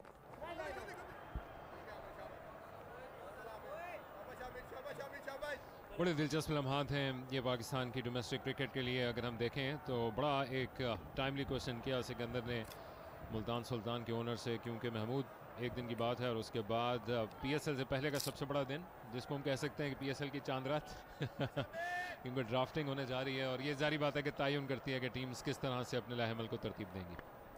नहीं, अब अच्छी चीज़ ये है कि इस दफ़ा डोमेस्टिक क्रिकेटर्स जो होंगे, जो अच्छे परफॉर्मर होंगे, वो पिक हों और उनको एक अपॉर्चुनिटी मिले, एक प्लेटफॉर्म नज़र आए PSL के थ्रू, और ये अच्छा एक चीज़ है। और जैसे उन्होंने कहा कि आपके हमारे प्लेयर बाहर जाके जिस तरह खेलते हैं, तो इस तरह इंडक्शन हुई है, ऑस्ट्रेलियन प्लेयर आए, तो ओवर का ख़त्म हुआ है 208 पर 4।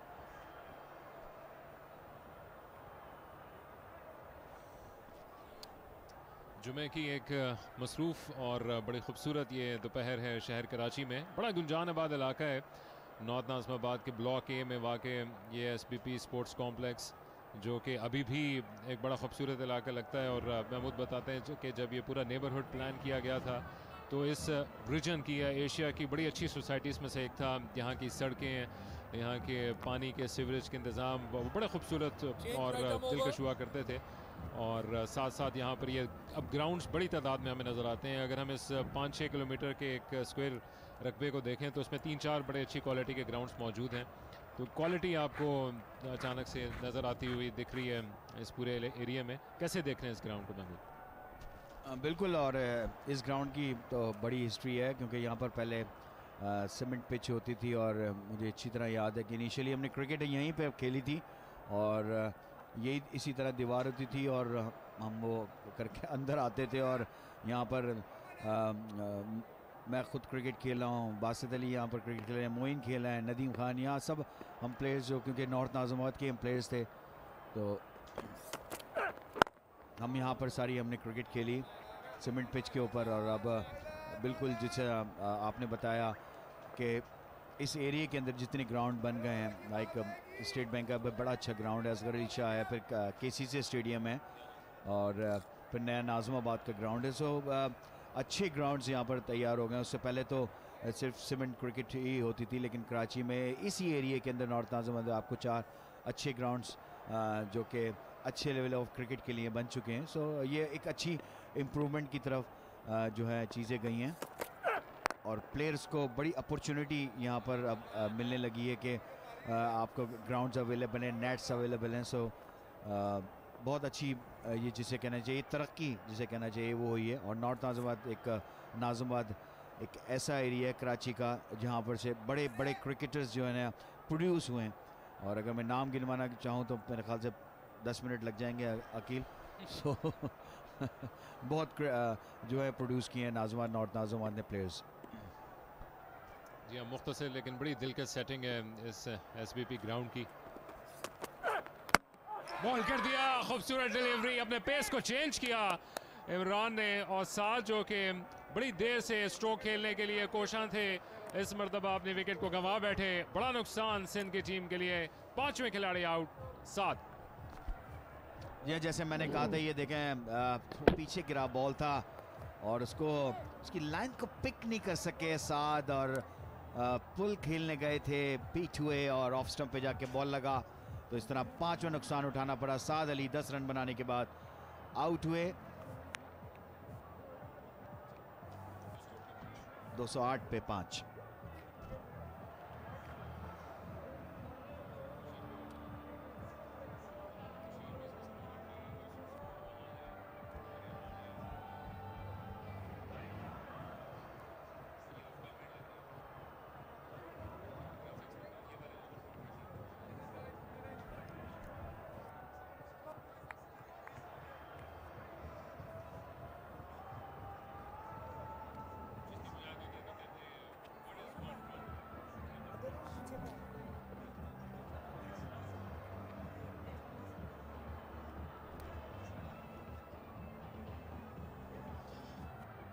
सिंध की आधी टीम अब आउट हो चुकी है, जिसको हम कहते हैं कि गाहे बगाहे विकेट्स हासिल होती आई हैं जनूबी पंजाब की टीम को। और सिंध को यहाँ से वो टारगेट हासिल करने के लिए जो कि 300 से ज़ायद का हो, उसके लिए एक बड़ा रोल प्ले करना होगा अनवर अली को, जो कि बॉलिंग ऑलराउंडर समझे जाते हैं। लेकिन जिस अंदाज की ज़रूरत पड़ने पे ख़ास तौर पर हमने इनको चेस करते हुए कुछ बड़े लेवल पे अच्छी इनिंग्स देखी हैं, लेकिन उनके आने का ये मकसद बना और ये वजह भी जो कि ये इनको पुल करने के लिए गए थे और अपनी इस लेंथ को बड़ी चालाकी के साथ तब्दील किया इमरान ने और अपने इस शॉट की बर्दाश्त में विकेट को गंवा बैठे। अच्छी सोच का मुजाहरा किया इमरान ने।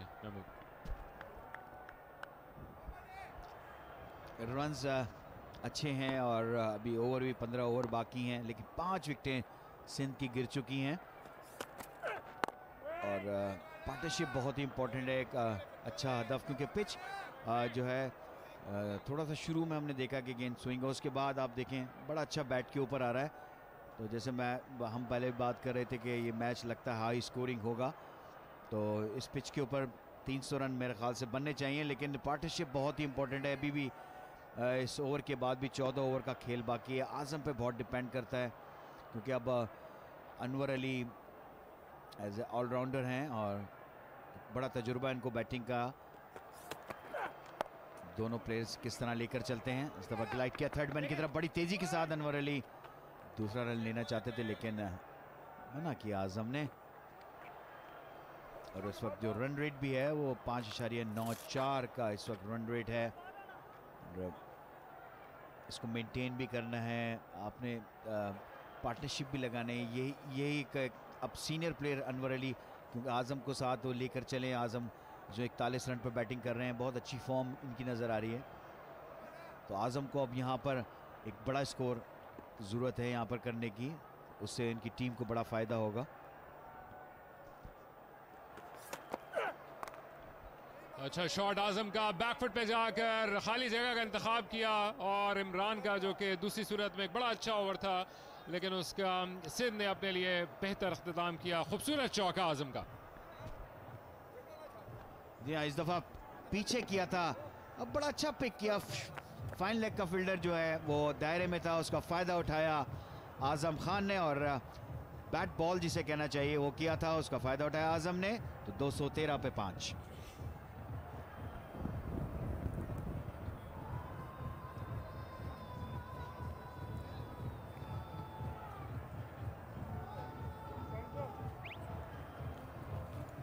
यहाँ पर अब इम्तहान है साउथ पंजाब के कप्तान से मकसूद का कि किस अंदाज से अपने बॉलर्स को वो अब इस्तेमाल में लाते हैं। अब तक बॉलिंग की इब्तिदा की थी आमिर और इलियास ने इब्तिदाई ओवर बहुत ज़बरदस्त किए और मुमकिन तौर पर उनके इन चारों ओवर्स को आखिरी 10 ओवर्स के इस पेटे के दौरान संभाल के रखा जाएगा। एनन समर्स महंगे रहे हैं लेकिन उन्होंने एक कीमती विकेट हासिल की असद शफीक की।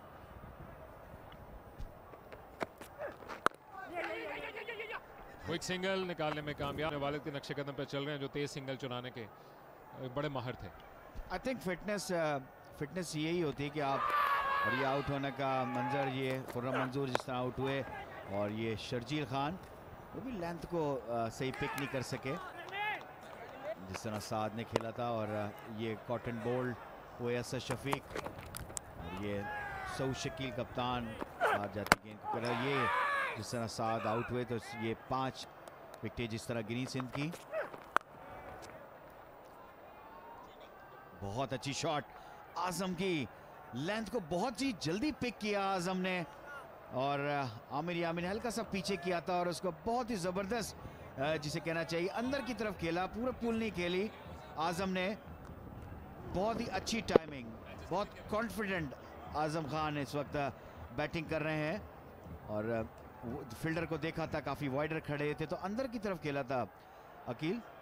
4 रन हासिल किए, 1 रन दूर हैं आज़म अपनी निफ सेंचुरी से।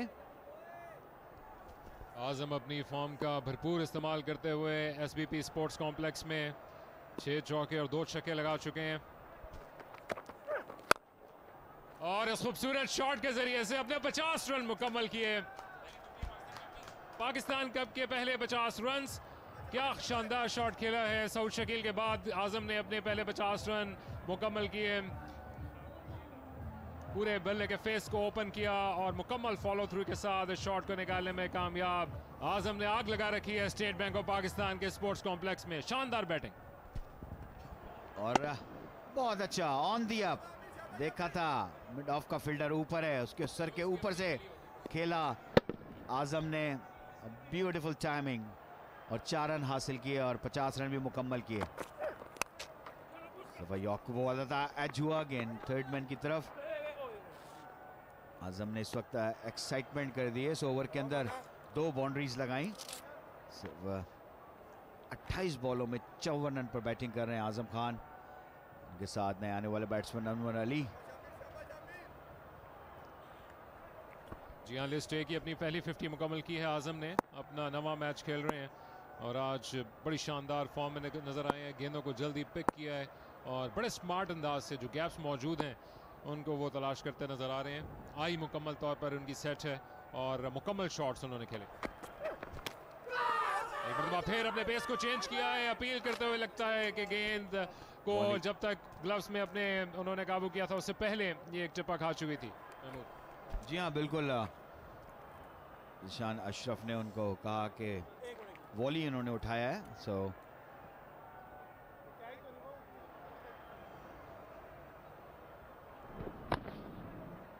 एज हुआ था। ये देखें, ये यहाँ पर आगे गिर गया था विकेट कीपर के।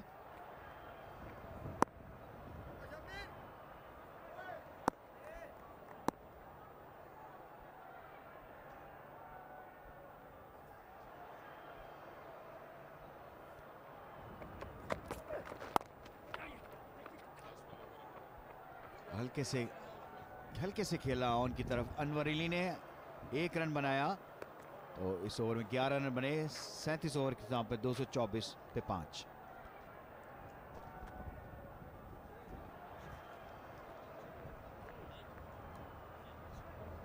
आजम ने शानदार 50 रन मुकम्मल किए, गेंदों को जल्दी पिक किया और साथ साथ जहां जहां गैप्स मौजूद थे उनको वो तलाश करते दिखाई दिए हैं। हालांकि बड़ा ग्राउंड नहीं है, लेकिन जो शॉट खेले वो मुकम्मल कुव्वत के साथ और बेहतरीन टाइमिंग। 2 बुलंदोबाला छक्के उनकी इस इनिंग्स में मौजूद रहे। साथ साथ कुछ तेज रनिंग के जरिए से भी वो अपने रन्स को निकालते दिखाई दिए हैं। जो फॉर्म वो कंटिन्यू कर रहे हैं उसको बड़े भरपूर अंदाज से आज इस्तेमाल में लाए हैं। सिंध की टीम के लिए अपनी पहली लिस्ट ए की 50 मुकम्मल की है खूबसूरत शॉट्स के साथ। बड़ी बात होती है महमूद आजकल के दौर में फिटनेस की, तो हम देख रहे हैं कि कुछ चीज़ें इनहेरेंट होती हैं खिलाड़ियों के साथ और कुछ को वो इम्प्रूव करते हैं। तो जिस अंदाज से आजम खेल रहे हैं लगता है कि अपने आप को मज़ीद बेहतर करेंगे और करते नज़र आ रहे हैं। Absolutely, basically fitness